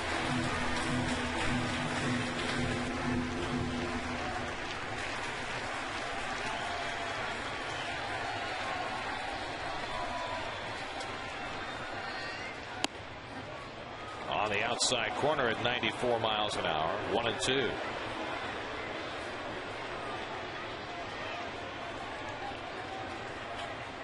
Ike Davis would be next. Now Bay's got to fight out of a hole in the dirt, and Polino stops it nicely. 2-2.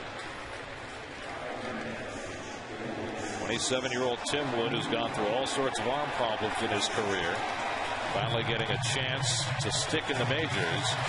He was in 18 games with Florida last year.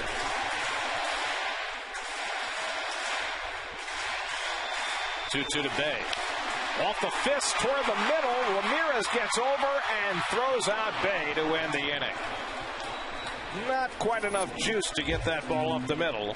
And so the Mets settle for 3 runs in the 6th inning. The big 2-out hit belonging to Angel Pagan. A seed right back up the middle to bring home 2 and get the Mets back in it. It's now 5-3.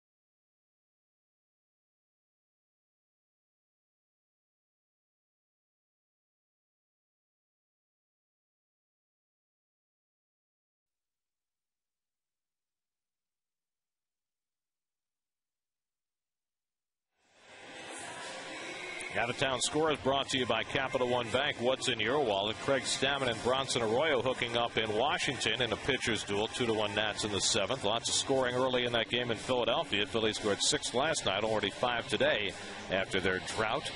Giants up on the Pirates despite a Garrett Jones home run. The Astros 14 games under 500, leading the Cubs in the 5th. Braves try to make it 11 of 12 later this afternoon. John Eli, though, has been pitching great for the Dodgers. Rockies and Diamondbacks, Brewers and Cardinals as Jaime Garcia pitches for St. Louis on national TV. He has been fantastic as the rookie left-hander for St. Louis. Realty Igarashi in for the Mets. He has been struggling. He needs one of those real good outings here. His last 5 appearances, 10 hits and 3 innings of work, 11 runs. He has not pitched since that 18-6 game in San Diego, in which he gave up 6 runs in a third of an inning. Top of the batting order, Hanley Ramirez leads off the 7th inning for Florida, and he grounds the first pitch slowly. Foul. Ramirez ran it out. Didn't even look to see if it was foul. Good for him. David had to get to that baseball. It was starting to kick, work its way back fair. Well, you talked about it before, Gary. You said when we saw Igarashi at his best, not only in spring training but early in the season, he was pitching with a lot of emotion displayed, and hasn't done that since coming back from the hamstring injury. And even Jerry Manuel concurred. He said he thinks that maybe Igarashi is a little tentative because of the leg problem that he came back from. And perhaps that's had an impact on his ability to create that same intensity for himself. Now, from a pitching standpoint, Jerry talked about this also. What he really needs to do is command that fastball in the strike zone, and he has to command it on the lower part, knees or better, because if he doesn't control that fastball in the knees, then they will not swing at the split finger fastball. You see he's getting a little more of that rocking motion back. That's what he was doing before. Good fastball, foul back, and you know it's not quite Mike Gonzalez rocking, but it's kind of his. You know, you talk about trigger mechanisms for hitters. It's like his way of getting himself started. Well, you know, for the Asian pitchers a lot, they have those 2 different stops, or a stop at least in their motion, and for him, he doesn't want to start that motion from a solitary or, you know, not non-movement at all. Just kind of try to get a little rhythm. Man who was known in Japan as Rocket Boy, kind of like a, you know, that movement before the pitch. It's kind of like the Saturn VII. That's right. Just ignites the whole rocket sequence.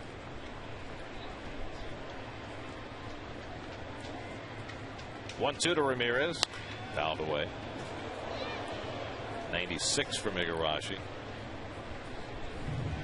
Well, the Mets were down 5-0 in this game after Cody Ross's 3-run homer in the top of the 6th, but the Mets fought back to make it a 2-run game. Now Igarashi trying to post it right there and give the Mets a chance to complete a comeback. The last thing you want after that kind of an inning is to give back some more runs. Bounces a splitter, and it's 2-2.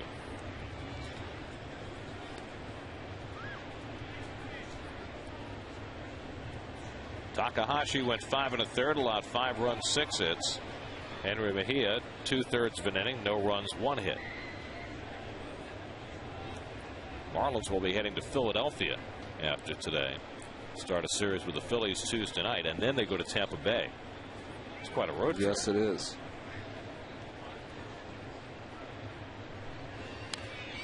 Another splitter, and he wastes it away. Used to be a time when going to Tampa Bay was a good thing for your record, but now not anymore. Well, the Rays are the Marlins' natural rival, so they play them 6 times a year, just as the Mets play the Yankees 6 times a year. The Phillies, on the other hand, they've got the Orioles. It's a big difference. The entire American League East has fattened up on the Orioles this year. excuse me, let me correct that. The Phillies have the Red Sox. Okay. The Nationals have the Orioles. There you go. That's their natural rival. But it does make a difference, you know, it's only 6 out of 162 games, but at the end of the year, it could make a difference of a game or two who you play as a natural rival. And Ramirez lays off ball 4. That was quite a turn at bat for Ramirez, wasting away the best that Igarashi had to offer and drawing the walk on the 9th pitch. So a leadoff base runner for the Marlins, and now Chris Coghlan comes up. So Ramirez in the leadoff spot is kind of made like a leadoff hitter today. First time there in a couple of years. Walked twice. And now Coghlan, who's 1 for 3. Had a single to center and scored a run in the 6th.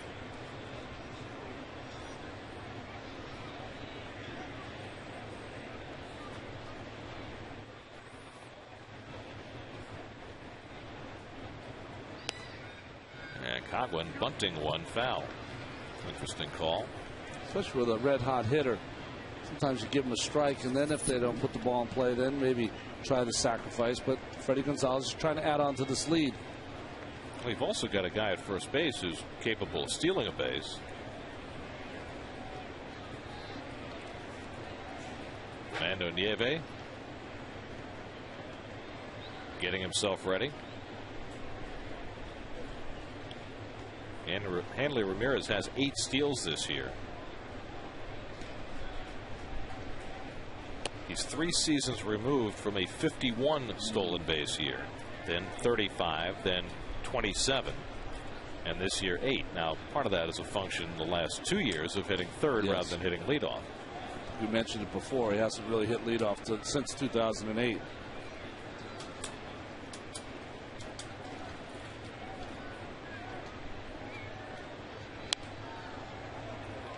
One and 2 to Coghlan, with Dan Uggla on deck. You see that dust continuing to blow up, especially from the warning track. I think on the next windy day they might have to water down that warning track.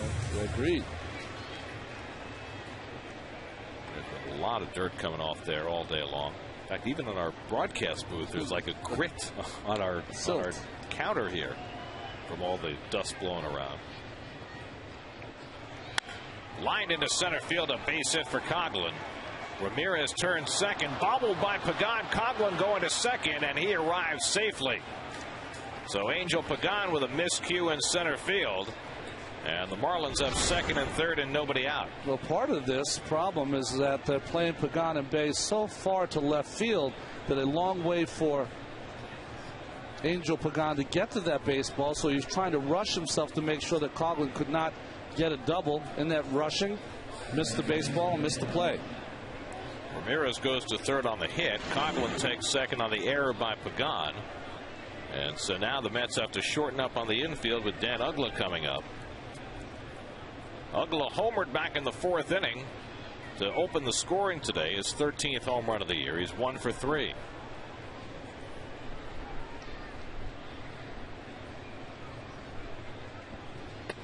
And it's up and away for ball 1.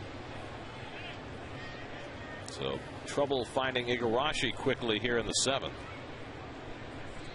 It's fascinating, though. You know, teams spend so much time on scouting, both in person and on video, to create spray charts and figure out where to play the defense. And twice in a row, with Pagan shaded well over in left center field, Coghlan has hit the ball dead center. Well, he started out so poorly this year. So we see some of the advanced scouts down there.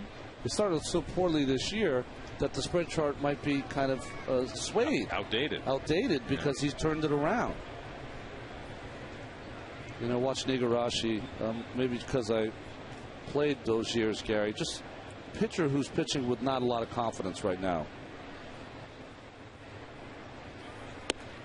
Fastball strike to Uggla. Ramirez at third after a leadoff walk. Coghlan at second after a single and an error. For the Mets, only their 29th error of the year. They came into the day with the 4th fewest errors in the National League.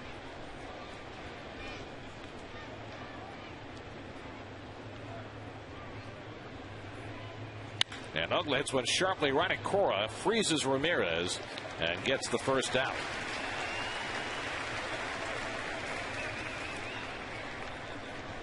So 1 away. And now Cantu. Now, I would think you have to walk Cantu here and pitch to Paulino, right? Agreed. You have a chance for a double play with Paulino. And just can't pitch to Cantu right now the way he is an RBI machine the first third of this season. And that's the call Jerry Manuel will make. So they'll put Cantu on to fill the bases for Paulino, who's been a pretty good hitter in his own right this year. But certainly not the clutch hitter that Cantu is. The only problem you have here is Igarashi has really struggled with the strike zone. This is where you would love to have someone in your bullpen. I know we talk about Chad Bradford from 2006, but someone who has a sinking kind of action on their fastball to get you a ground ball. Well, it's what the Mets had when he was at his best with Aaron Heilman. Yeah. So the intentional pass to Cantu loads the bases. And a huge spot in this game with the Mets trying to stay in it, down 5-3. Ronnie Paulino 1 for 3. Hit a sharp ground ball that ate up Reyes and went for a base hit in the 6th inning. Now Ramirez at third, Coghlan at second, and Cantu at first. Nieve ready in the bullpen. Igarashi trying to fight out of trouble.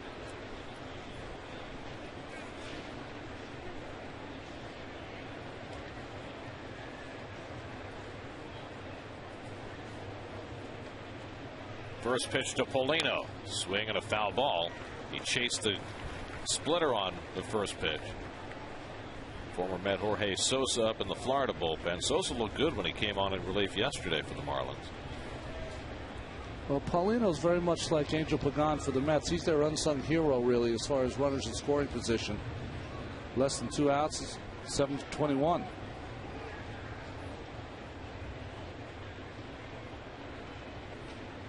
Igarashi looking for the ground ball. Goes up and away with the fastball, though, and it's 1-1.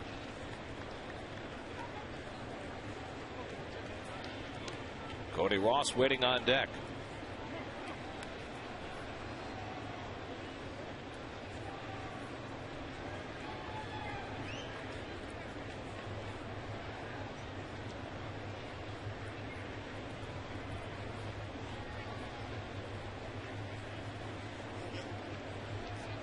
Interesting. Both Takahashi and now Igarashi worried about that runner on second base. No need to worry about him. All focus on the hitter.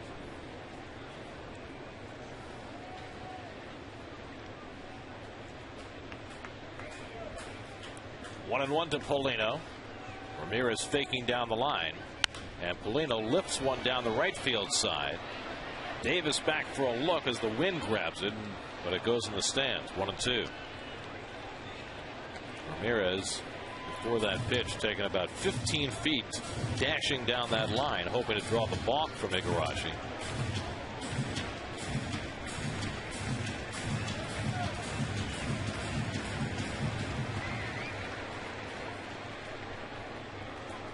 Now Paulino finds himself in a 1-2 hole.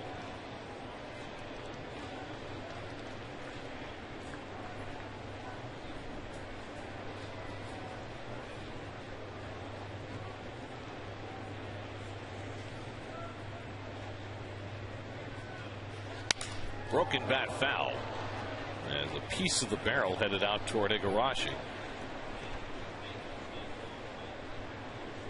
And he does some housekeeping.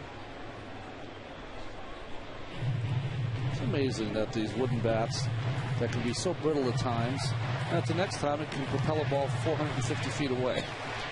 Depending on where you hit the ball on the bat. It's kind of like life. It is. Unpredictable.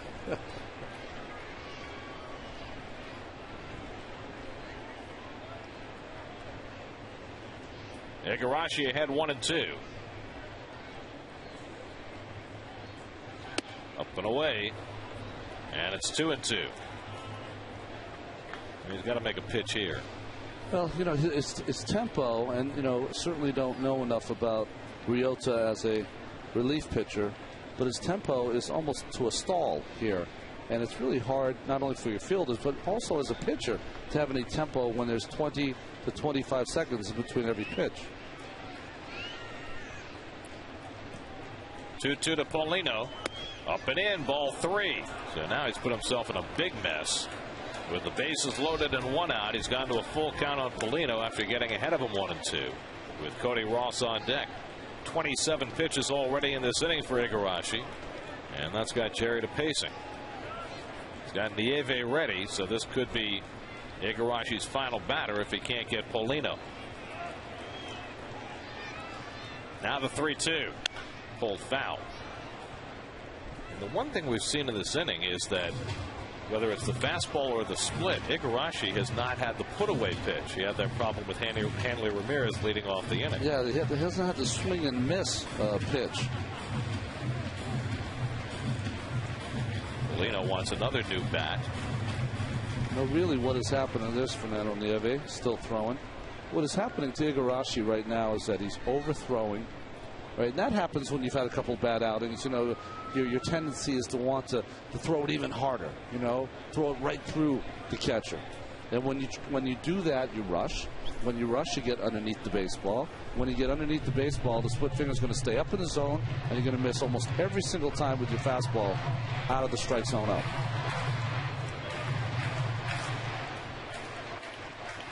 Well, Paulino's working on his 3rd bat in this plate appearance. I figured he pulled it foul. He'll go to 1 more ounce heavier. This will be the 8th pitch of the at bat on 3-2. And he lines one to right field. Francoeur gets over, makes the grab. Ramirez tags, and the throw comes in a shade too late. And now down to second as the ball gets away is Cantu. Well, Ramirez didn't slide, which almost cost him. It ended up costing the Mets, though, as the ball kicked away. Well, great job by Jeff getting rid of that ball so quickly. Ike letting it go. And you see Barajas before he's done that. It's a little deke. And with that deke, Ramirez doesn't slide, which is becoming normal for his style of play, to tell you the truth. But the problem, Igarashi has to be deeper. If you're deeper, then you get to that baseball once it gets past the catcher, and he would have kept his force at second. So it's a sacrifice fly for Paulino. His 24th run batted in, makes it 6-3. There's an error charged to Barajas, allowing Cantu to move to second base. Second error of the inning for the Mets. 2 in scoring position now for Ross, who had a 3-run homer his last time up. And he takes a strike on the outside edge.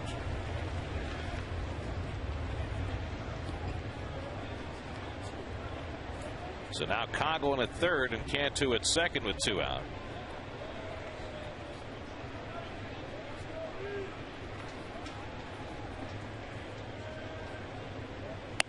And Ross takes it high, 1-1. Ross is 2 for 3 on the day. The home run, which carried well to left field and landed in the front row, was his 6th of the year. And Chase Takahashi from the game. Bouncing ball down to Ike Davis. He'll handle that one himself to end the inning. And Igarashi fortunate to get out of that inning with only 1 run scoring. 7th inning stretch, 6-3 Florida.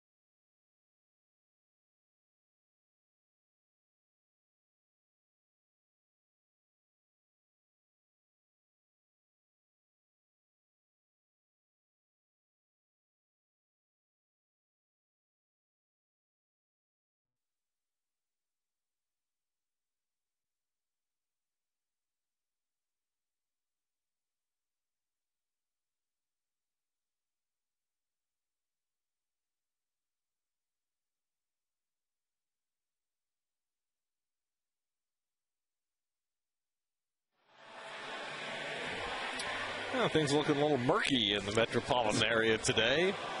On a humid Sunday afternoon, we had a tornado watch earlier. Thunderstorms moving around the area as well. So far, nothing but warm weather here. And the video recap brought to you by Lays. And with the warm weather, the ball carrying out to left, particularly for those Florida Marlins. Well, Takahashi, the last game, the grand slam, then that home run to Ugla. Solo shot, but this is the big shot. 3-run home run for Cody Ross. It just gets in that second row. Tim Wood, who gave up the 2-run hit to Angel Pagan that got the Mets closer in the 6th. Got the final 2 outs in that inning. And will stay on to pitch the bottom of the 7th. Ricky Nolasco left after 5 1/3, having allowed 3 runs and 8 hits. Mets will have Ike Davis, David Wright, and Rod Barajas coming up in the bottom of the 7th. Mets making 2 errors in the top of the 7th inning. Nonetheless, the run was earned. However, it's the Mets' first 2-error game since May the 16th, which was against Florida in that 4-game sweep down in Miami. Big crowd gathered at Citi Field on a Sunday afternoon, hoping the Mets can pick up with the offense where they left off in the 6th inning when they scored 3 times. Ike Davis 0 for 3 today after his 4 for 4 yesterday. And he takes low and away from Wood 1-0. Ike's 4 for 4 day yesterday followed a 5 for 39 stretch. And he did it using Jeff Francoeur's bat. Didn't take batting practice with it, just picked it up before the game yesterday, wanted something different, and it worked for him. And I can only presume he's using Frenchie's bat again. Although after 0 for 3, who knows, he might have switched again. Rips this one foul. 2-1. I will say, though, that is a very common thing that happens amongst players. When your bat doesn't feel right, you pick someone else's up, and it goes, this one might work. And all it takes is one hit from there to stay with that bat until you cool off. Never does a hitter take a pitcher's bat. Ever. Why would that be? Because they just know, they know there's no hits in those bats. It's the worst wood. Now, what if you're a good hitting pitcher? If you're a Dontrelle Willis or a Micah Owens? Maybe those guys. 2 or 3 in all of baseball. 3-1 to Davis, and he bounces one foul. Well, David Wright, who's 3 for 3 today, is on deck. Davis can get aboard. Mets have a chance to get something started here in the 7th inning, but he was very anxious on that 3-1 pitch.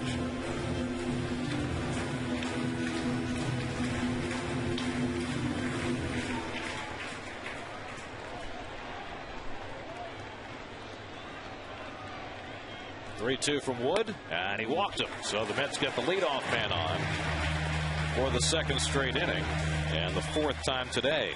If you're looking for some good news, check out the Picks News at 10 every weeknight. Jim Watkins and Kaidi Tong get you caught up on the economy, world events, and local stories that affect your life. Plus, Mr. G's got your reliable 5-day forecast. Don't miss the news at 10 weeknights here on Picks. Well, now David Wright, who has singled 3 times in this game, twice to left, once to left center. 3 for 3 today, raising his average to 281. Mets need one more base runner to get the tying run to the plate here in the 7th. And David takes a strike.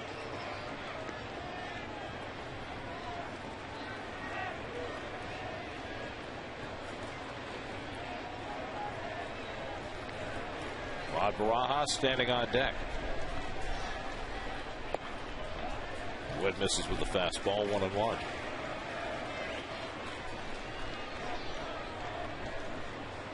A makeshift Mr. Met. Some nice handiwork. That's pretty good. Did well with the hands. David gets under one to left field. Coghlan drifting. And now under it. 1 out. And Davis back to first. So Wright is retired for the first time today. Jorge Sosa, the right-hander. Taylor Tankersley, the left-hander, working in the Florida bullpen. As Barajas steps in. Ron single to left on an 0-2 pitch to help ignite the Mets' 3-run 6th inning. 1 for 3 on the day. Fernando Nieves has already thrown a half a game out of the bullpen.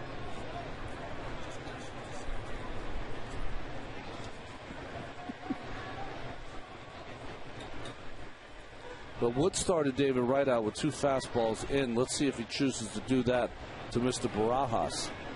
Danger zone for Wood if he tries that. Of course, counter with a way.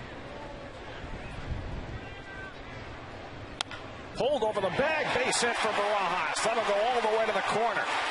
Davis to third. He'll be held up there. Juan Barajas into second base with a double, his second hit of the day, his 10th double of the year. You cannot miss your spot inside on Barajas. He's just too quick. Great contact hitter. Look at that ball down and in. That's not a bad pitch, but anything middle of the plate in, early in the count, Rod Barajas will put a licking on it. So the Mets get the tying run at the plate with Jeff Francoeur up. Francoeur 1 for 3 today, double to right center in the second. Now is a 10-game hitting streak working. Infield back. And Jeff lays off. Ball 1. In a 3-run game, you can see the defense. Ross is pretty shallow in right field with the wind blowing out that way. Got to pick up this run. At least 1.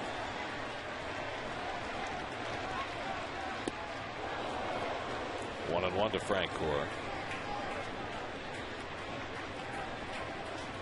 He's not only hit in 10 straight games, he has been picking up multiple hits in most of those games. Wants to stay true, though. Stay true to hitting that ball the other way. Well, that's how he got into this hot streak, by hitting the ball to right center. Certainly couldn't do it on that pitch. That was a sinker down and in. But if they're going to try to go away with that breaking ball and it's for a strike, shoot it that way. Worst that can happen is you get hit a ground ball to the right side and score a run. Now Wood ahead 1-2. And Francoeur fouls off the high fastball.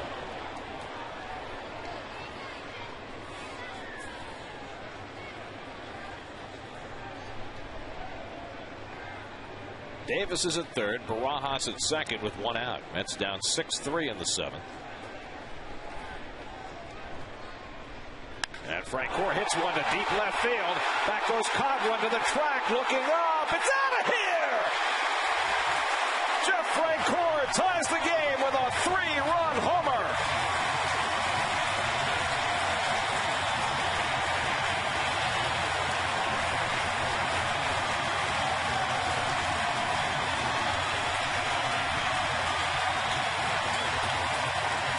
Number 6 for Francoeur, and it's 6-6. His last at bat, we talked about that he missed the slider. He had his head down, came back in the dugout. Well, he got the same pitch, and he did not miss it this time.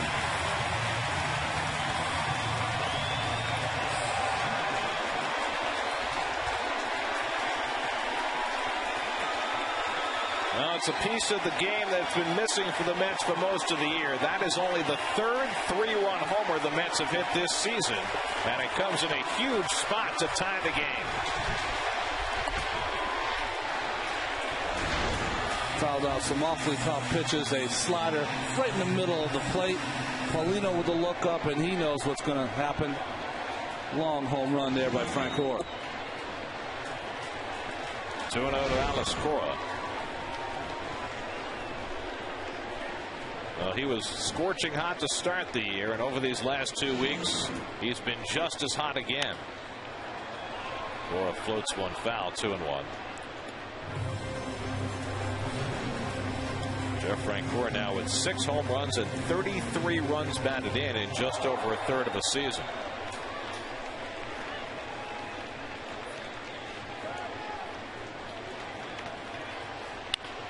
Cora bounces one back to Wood. And there are 2 away. I mean, Jeff Francoeur looked lost for such a long period of time, but he has been found. You know, the thing about Jeff is that he's such a great athlete that I think when he starts to get into that mode of listening to a lot of different advice, as Fernando Tatis looks like he's going to be the hitter, I think he tried to process it instead, really what his strength is letting the talent flow, letting the athletic talent flow. Boy, he's doing it as great as he's done it all season long right now. Elmer descends up in the Mets bullpen, ready to pitch the 8th inning, as Fernando Tatis bats for Igarashi. So now Takahashi is off the hook, and Ricky Nolasco, who left after 5 1/3 with a 5-1 lead, can no longer get the win. Mets have come from 5 runs down to tie this game. Fernando Tatis has not hit especially well when asked to play, but when he pinch hits, he's been spectacular. Tatis 6 for 14 as a pinch hitter, including a home run. Batting here with 2 out and nobody on, after Francoeur's 3-run homer tied the game, and now Feliciano hurries to the bullpen mound. There's not a lot of left-handed hitting in that Marlins lineup. You've got Coghlan in the lineup, and you've got Mike Lamb on the bench, and that's it.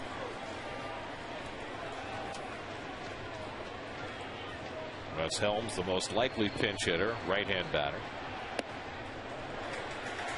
3-0 now to Tatis, and I think this is a spot where you let Fernando swing 3-0. Agreed.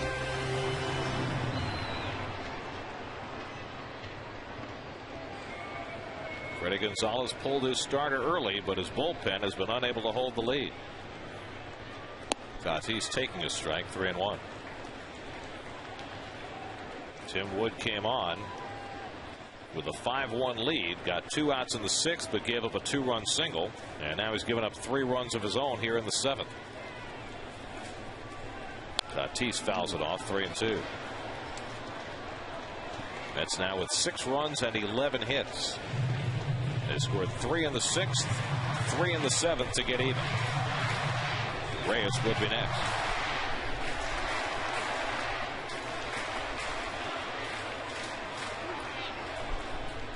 Too high, ball 4, and the inning continues. Second walk given up by Wood. Freddie Gonzalez has had Sosa and Tankersley ready for a long time, but doesn't look like he's going to make a change as he sends Randy St. Clair out there to talk to Wood before he takes on Reyes.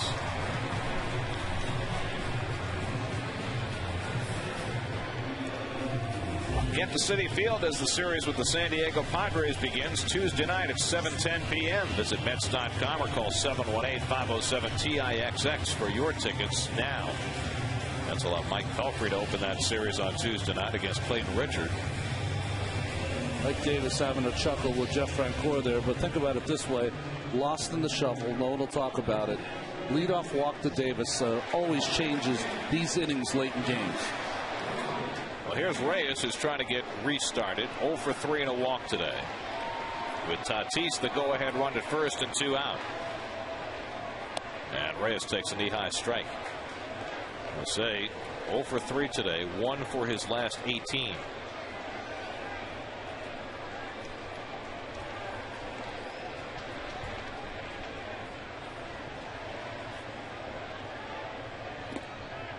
Knocked down by Polino, 1-1. Angel Pagano had the big hit in the 3-run 6th inning, is now on deck here in the 7th. Mets sent 8 men to the plate in the 6th. Reyes, the 7th man to bat in the 7th. 2-1. This is where you'd like to see one of the Reyes' patented triples. Yeah, but can Tatis stay ahead of him? Yes, he can. Tatis can run. 2-2 now to Jose.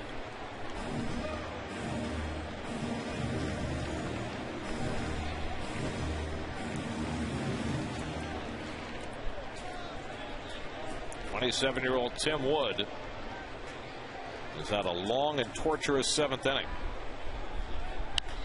Reyes pops one up, shallow left, and Coghlan in to grab it to end the inning. But the Mets get even as the red-hot Jeff Francoeur crushes his 6th home run of the year. A 3-run shot, and the Mets have come from 5 runs down to tie it at 6 as we head to the 8th.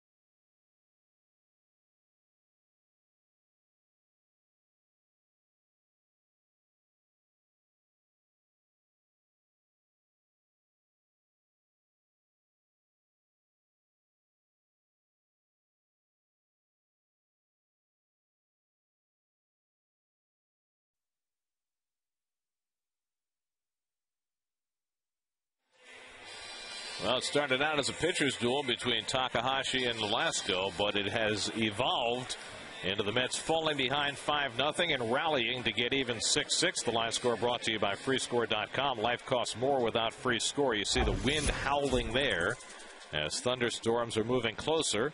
6-6 game as we start the 8th with Elmer Descends on the mound. Descends as a hold in 3 consecutive outings and is unscored upon in his last 4 straight appearances. And he has become Jerry's go-to guy for the 8th inning as Gabby Sanchez, the number 7 hitter, leads off. 0 for 2 and a walk today, and he takes a slider for a strike, 0-1. It'll be Sanchez, then Cameron Maybin, then the pitcher spot. And there are some of those storm clouds out on the horizon.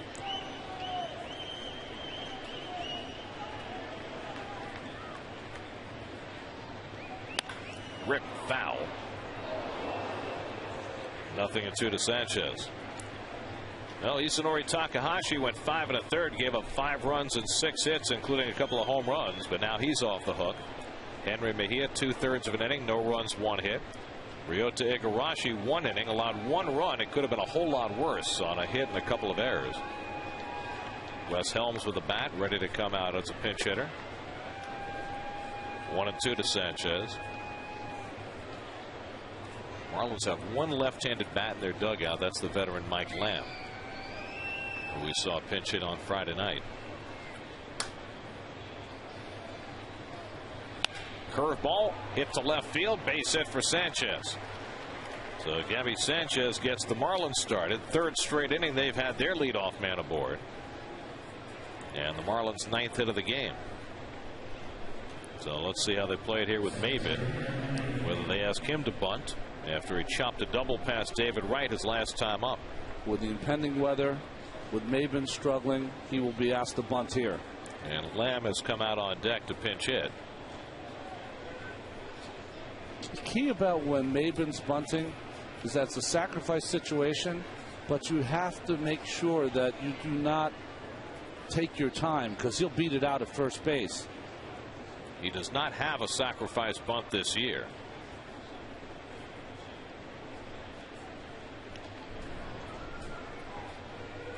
Number descends for the throw to first to see if Maybin was going to give it away. He did not. And Cora very much committing to the bunt, coming in and breaking toward first before Descends even threw that ball to first base.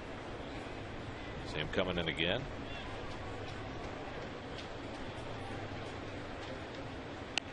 Maybin right back toward Descends, looks to second, but takes the sure out. 1-4 on the sacrifice, so Maybin gets the job done, moving Sanchez to second. This is a great job by Gabby Sanchez. Gets a nice secondary lead. By the time Descends looks up, you could say there might be a play at second base, but it closed really quickly and decided not to take a chance to blow the whole inning, getting out at first base. So Maybin getting congratulated for his first sacrifice of the year. And now Mike Lamb will try and get that lead run in. Lamb, who was in the Mets farm system last year, played the whole year at Buffalo. Pinch hit in the game here on Friday night and drew a walk. Clay Hensley is up in the Florida bullpen with Lamb batting for the pitcher Wood. And it looks like we're going to get a pinch runner now. Brian Barden will run for Gabby Sanchez and then stay in the game at third base, and they'll move Cantu over to first. So Barden carrying the go-ahead run at second.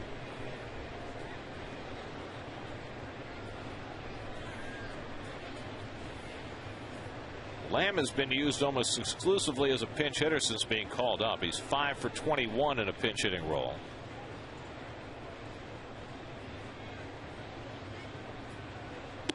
And he takes a strike from Descends. Interesting. Almost looking like he was taking on that first pitch. That's very unusual for any pinch hitter when they come in. Usually jump on that first fastball. Everybody except Matt Franco. He was the king of the pinch hit walk. Lee Mazzilli could do that too.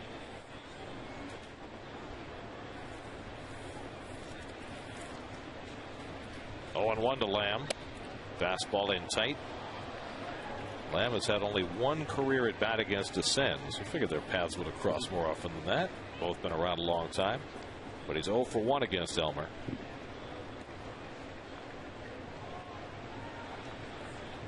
Elmer descends in a short period of time, has taken on a very prominent role in this bullpen.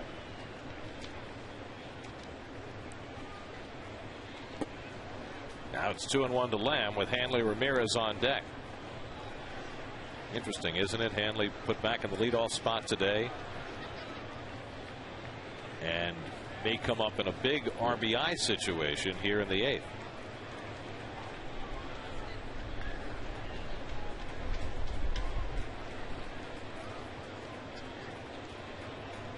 Descends on 2-1, and Lamb flies one out to shallow center. In comes Pagan to call, and that's the second out. So Descends gets a big out there.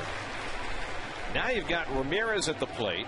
You've got Feliciano ready in the bullpen. Do you walk Ramirez to pitch to Coghlan and bring in Feliciano? Yes. That would seem to be the move right here for Jerry Manuel. Let's see if that's the way he goes about it. And that's exactly what they're going to do. 4 fingers put up by Barajas. They will walk Ramirez intentionally. It'll be the 3rd walk of the day for Ramirez, and Coghlan will come up, presumably against Feliciano.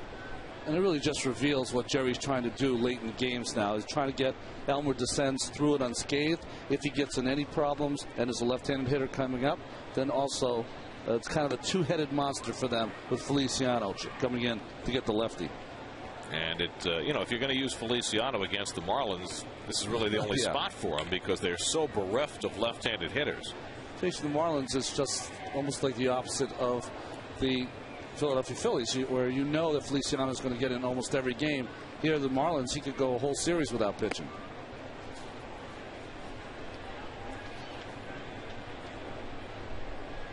And I always like this, having the exiting pitcher issue the intentional walk, not the entering pitcher. So the intentional walk provided to Ramirez. Jerry will bring in Feliciano to try and keep this a 6-6 game in the 8th inning. This call to the bullpen is brought to you by Wachovia, a Wells Fargo company. Feliciano coming in to face Coghlan with 2 men on.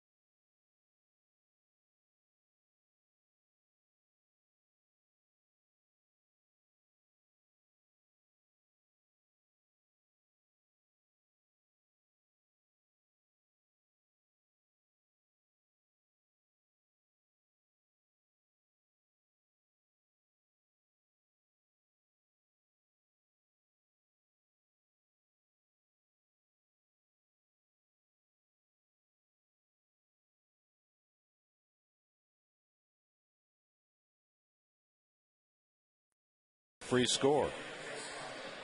Wish I could do it like Ben Stein. Oh, nice. Very good. Well, Pedro Feliciano coming into this game, good news is you got the left-hander Feliciano against the left-handed hitting Coghlan. The bad news is that Pedro in his last 3 appearances has given up a base runner, and his last appearance against the Florida Marlins, Coghlan got him for a hit to left field. Coghlan today is 2 for 4, twice a single to center. And again, the Mets have him shaded well over toward left center, which probably makes a little more sense now with the lefty in the game. Yeah, he's going to be pitched away more with Feliciano. Just threw a strike with the ball and is getting a new one. Might be thinking he needs one with a little more seams. Well, those numbers have been up recently for Feliciano. Each of the last 3 times he's come in, that first man has reached base against him.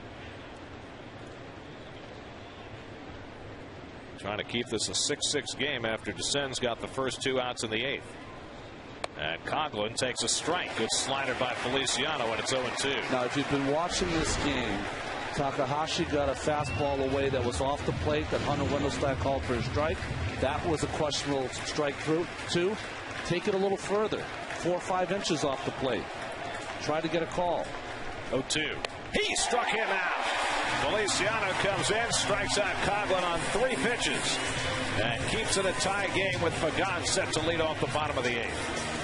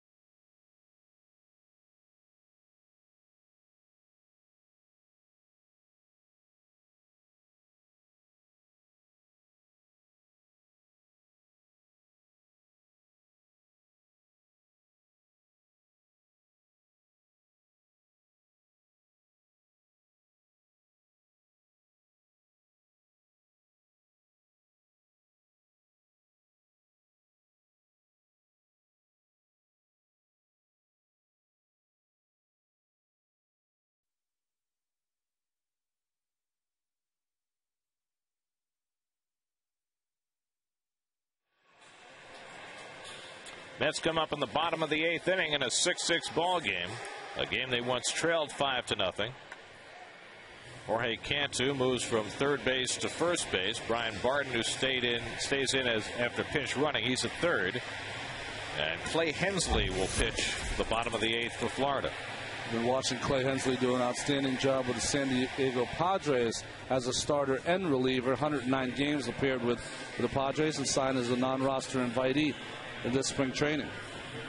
Really was going to be the 5th starter, and then they changed when they acquired Nate Robertson. Right. Hensley had an unbelievable spring training this year. That's allowed Pagan, Bay, and Davis to try and grab the lead here in the bottom of the 8th.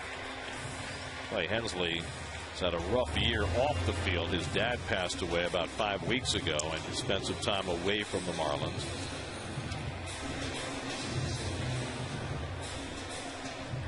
Now pitching here, trying to keep his team even.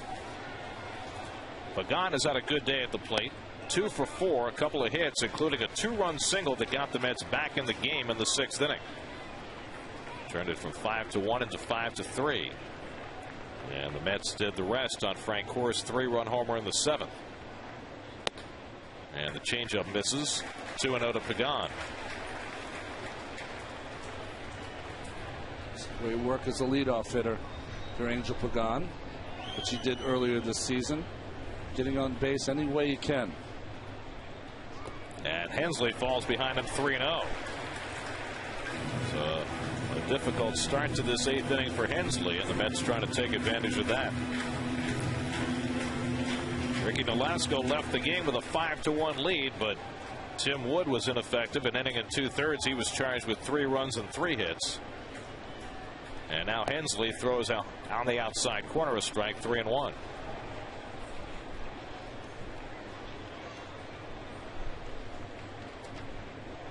So now Pagan can get to hitting. And he takes low, ball 4.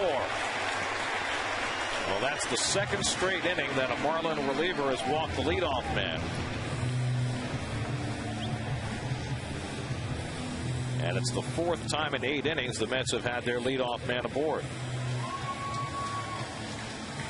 Now Jason Bay will come up. And I don't think anybody will look for a bunt. You better not.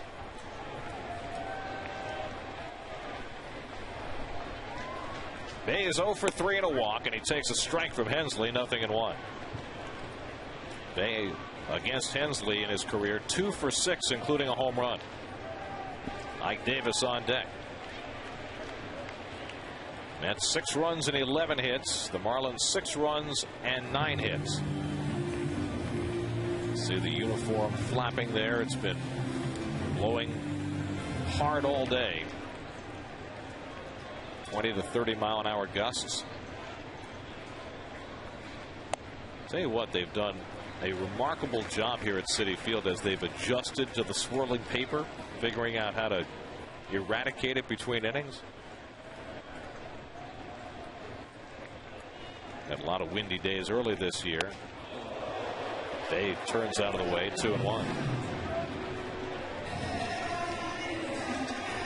Brown's crew at the ready with rain in the forecast. Ready for tarp duty if need be. Let's see if Bay gets a little hanging slider here. 2-1. Ball 3. So Hensley having trouble throwing strikes. He walked Pagan, now in a dangerous spot behind Bay, 3-1.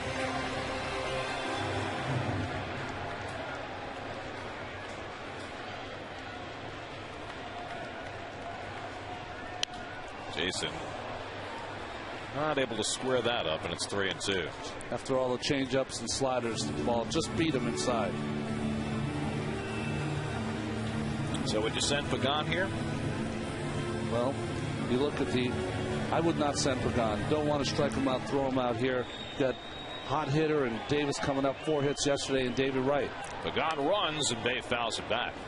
Angel got a big jump there, which is not usually the goal on 3-2. To make sure you don't get picked off. But he was running when Hensley was still in his stretch. Well, it's an aggressive play. Might be one of those things where, as a base runner, you try to get that good lead. If you get it, you go. Now Hensley paying some attention to Pagan. Angel already has a stolen base today, his 10th of the year.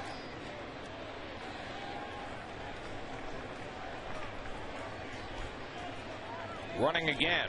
And the breaking ball bounced toward the hole, base hit. Pagan will go first to third. And the Mets have the lead run at third base with nobody out. With Barden guarding the line, Bay found the hole on the left side, and the Mets are in business in the 8th. Well, nice aggressive play by the skipper running Pagan. Nice job on that changeup down of Jason Bay finding a hole. And that aggressive running on a 3-2 pitch gets Angel Pagan to third base. So now the Mets are a fly ball away of grabbing the lead for the first time today. And Ike Davis at the plate. Ike is 0 for 3, but he got the Mets rally started in the 7th with a leadoff walk. So Hensley in a whole mess of trouble, hurting himself with a leadoff walk here in the 8th. And now that walk, Pagan is at third base. Now the Marlins have the infield halfway at second and short. I don't get it. How can you play your infield anything but all the way in here? You've got the lead run in the 8th inning at third base. Especially with Pagan and the speed he has. A double play doesn't do you any good here. Puts you 3 outs away from a loss. Freddie Gonzalez feeling between a rock and a hard place, I guess. But I don't think you have any choice but to gamble and play your infield in. The only way you could maybe play them 2 steps off the grass, maybe, and if a ball was hit to right or left, then try to complete the double play, and because you're not going to get the speedy Pagan at home. I got to cut off that run somehow, some way. Davis hits it hard to short. Ramirez gets the out at second, and Ugla with the turn, but the lead run scores, and the Mets go ahead 7-6. So Freddie Gonzalez plays the infield back. He gets 2 outs, but he gives up the lead run. And the Mets lead for the first time today. Nice at bat by Ike. I mean, it results in a double play, but he hit this ball awfully hard. Hard to say if the infield was in, if Ramirez would have made that play. But still, to give up the lead late in the game like this, to me, doesn't make a lot of sense. Well, what it's saying is that you have an inordinate amount of confidence in your offense, but I can't think of another manager in the game who would give up the go-ahead run like that in the bottom of the 8th. Now the Mets are 3 outs away from a win. Here's David Wright, who's 3 for 4 on the day, and he takes inside ball 1. David has singled 3 times and scored a run, and now K-Rod will have a save opportunity available in the 9th inning. Very strange decision. 1-1 to Wright.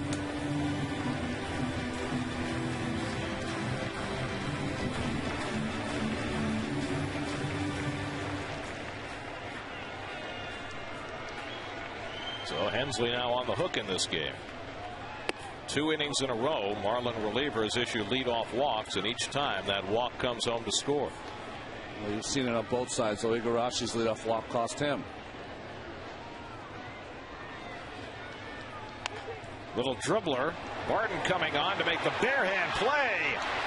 Out at first. Beautifully done by Brian Barton. David Wright was that close to a 4th hit. But he's retired to end the inning. But the Mets grab the lead. And now K-Rod will try and protect it in the 9th.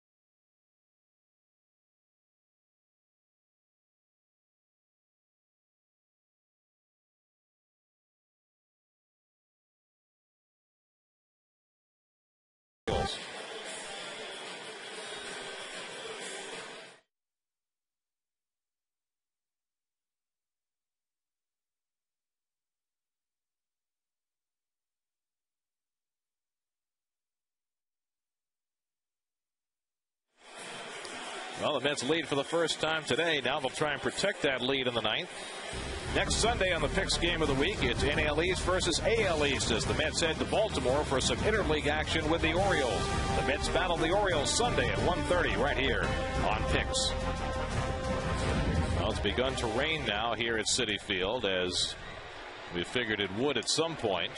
But the Mets are now 3 outs away from a victory, and K-Rod, who got the save on Friday night, will try and pick up another one today. With an inning of work with a walk and a hit. Rodriguez, another save opportunity here against Florida. Stranded runners at 2nd and 3rd in that 9th inning on Friday. Now he faces the heart of the batting order. Dan Uggla leads off. Uggla has homered today, 1 for 4. And he swings and misses, 0-1. Pedro Feliciano's pitcher of record on the long side. He struck out Chris Coghlan with 2 on to end the 8th. Mets taking advantage of a strange managerial decision by Freddie Gonzalez to take the lead in the bottom of the 8th. And now K-Rod trying to make it stand up. Uggla pops one up. Davis into foul ground. Has plenty of room. 1 out.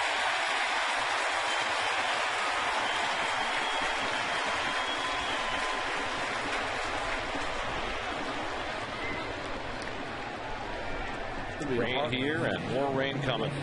It'll be a hard press conference for Mr. Gonzalez after this ball game if they don't rally. Well, what he'll probably say is, I didn't want a big inning, and I had my big hitters coming up in the 9th, and I think that's a terrible explanation. You got to be afraid of the little inning there. Yeah. Forget about the big inning. Jorge Cantu 1 for 3 and a walk. Drove in a run with a 6th inning single. However, if they score here in the 9th inning, then I guess he gets vindicated, right? It's like, yeah, exactly. It's like getting off the ropes when you leave the game as a starter. Still a bad move. Yeah.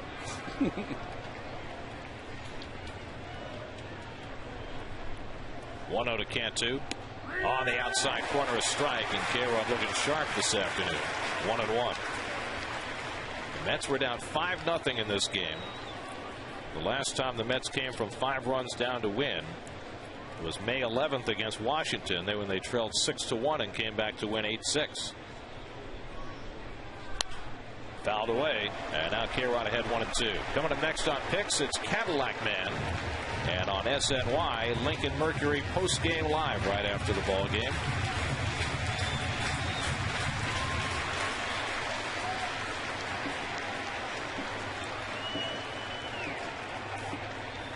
Frankie looking for his 12th save of the year.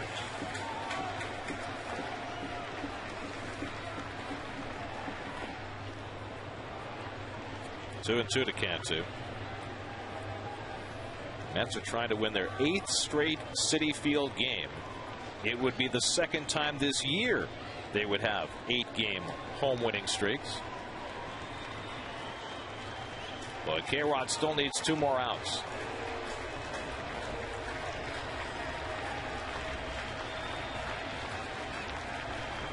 Two. Lined into right field, and Cantu has a base hit. So Jorge Cantu gives the Marlins hope in the 9th with his 2nd hit of the day. The tying run aboard with Ronnie Polino coming up.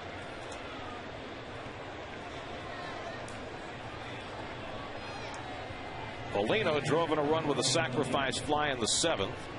1 for 3 on the day.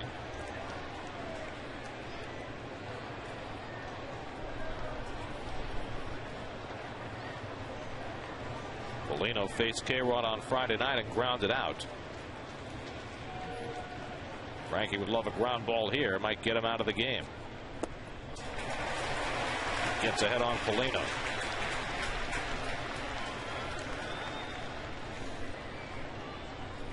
Polino 0 for 4 in his career against Rodriguez.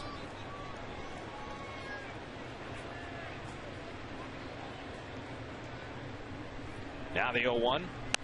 Fouled away, and K-Rod ahead 0-2. Cody Ross waiting on deck.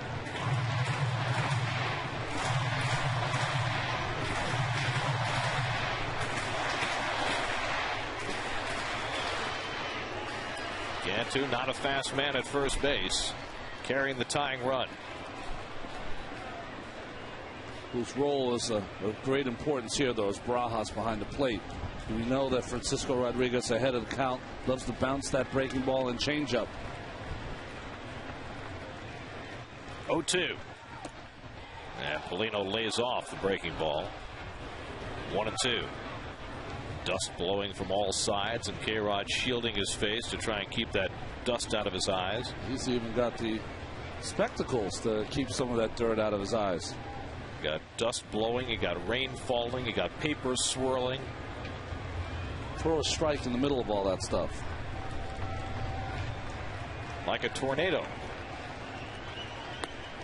Just missed. 2-2. Thought he might have had the call on the changeup, but Hunter Wendelstedt said no. And Polino's still in there.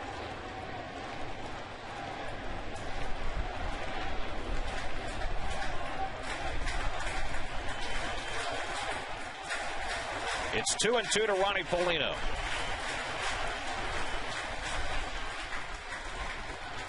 Up and away as papers were blowing by K-Rod just as he threw that pitch, and now it's 3-2 after he got ahead on Polino. 0-2. Things seem to get dicey around Frankie.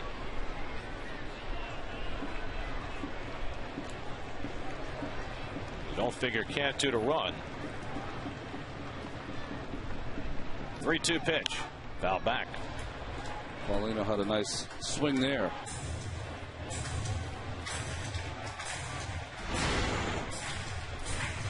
Cutter away. Just pulled off it a bit.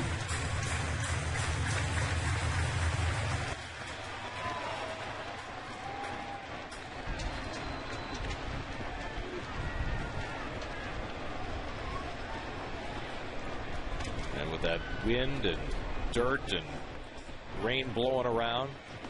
Paulino has to step out.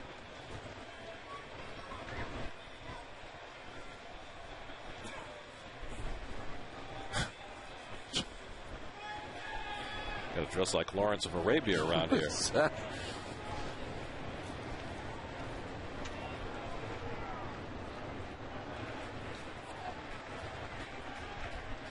This will be the 7th pitch of the at-bat to Paulino. Hit in the air to deep left field. Bay goes back. He has room. And he puts it away for a long second out. Cantu attacking at second, trying to advance, and he makes it safely. Terrific base running by Jorge Cantu to move that tying run into scoring position.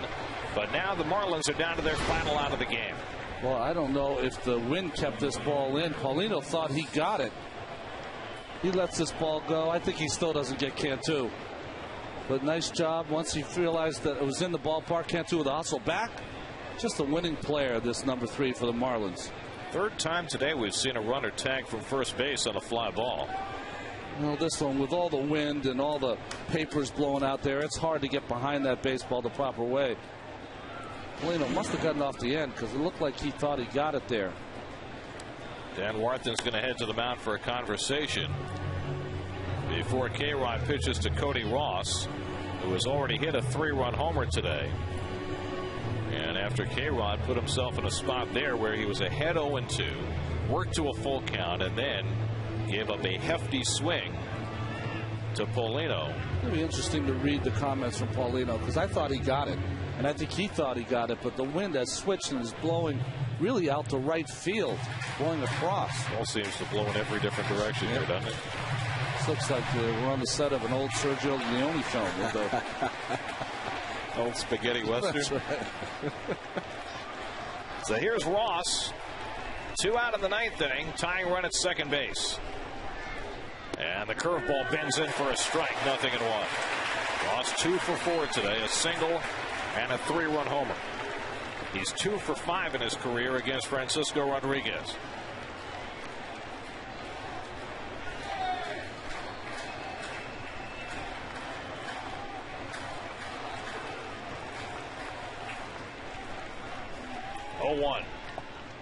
And Barajas knocks that one down to keep Cantu at second base. Beautiful job by Rod.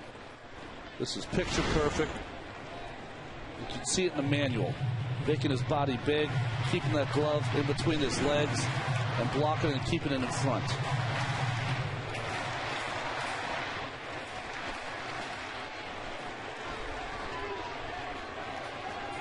K-Rod trying to put on the finishing touches against a dangerous hitter.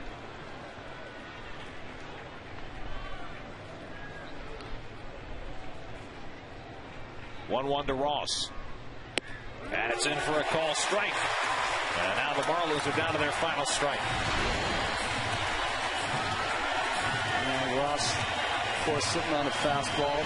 Good breaking ball from K-Rod. K-Rod's been up in the count before, especially in San Diego. He's got a chance to put him away. It's got to be something out of the strike zone.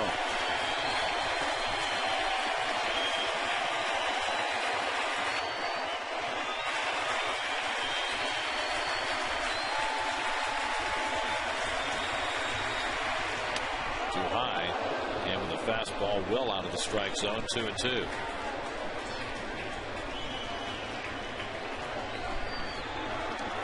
Cody Ross, 6 home runs, 33 driven in, hitting .340 with runners in scoring position this year. Steady diet of breaking balls, a fastball up for a show-me pitch. Loves putting these right-handed hitters away with a changeup.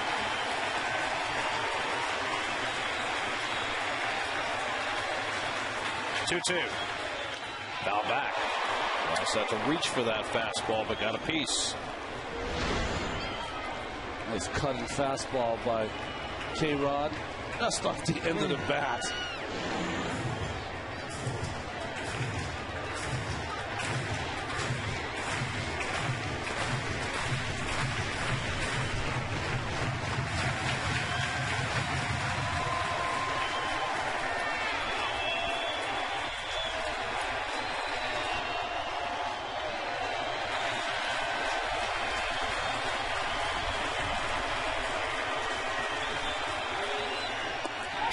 him out, and the ball game is over.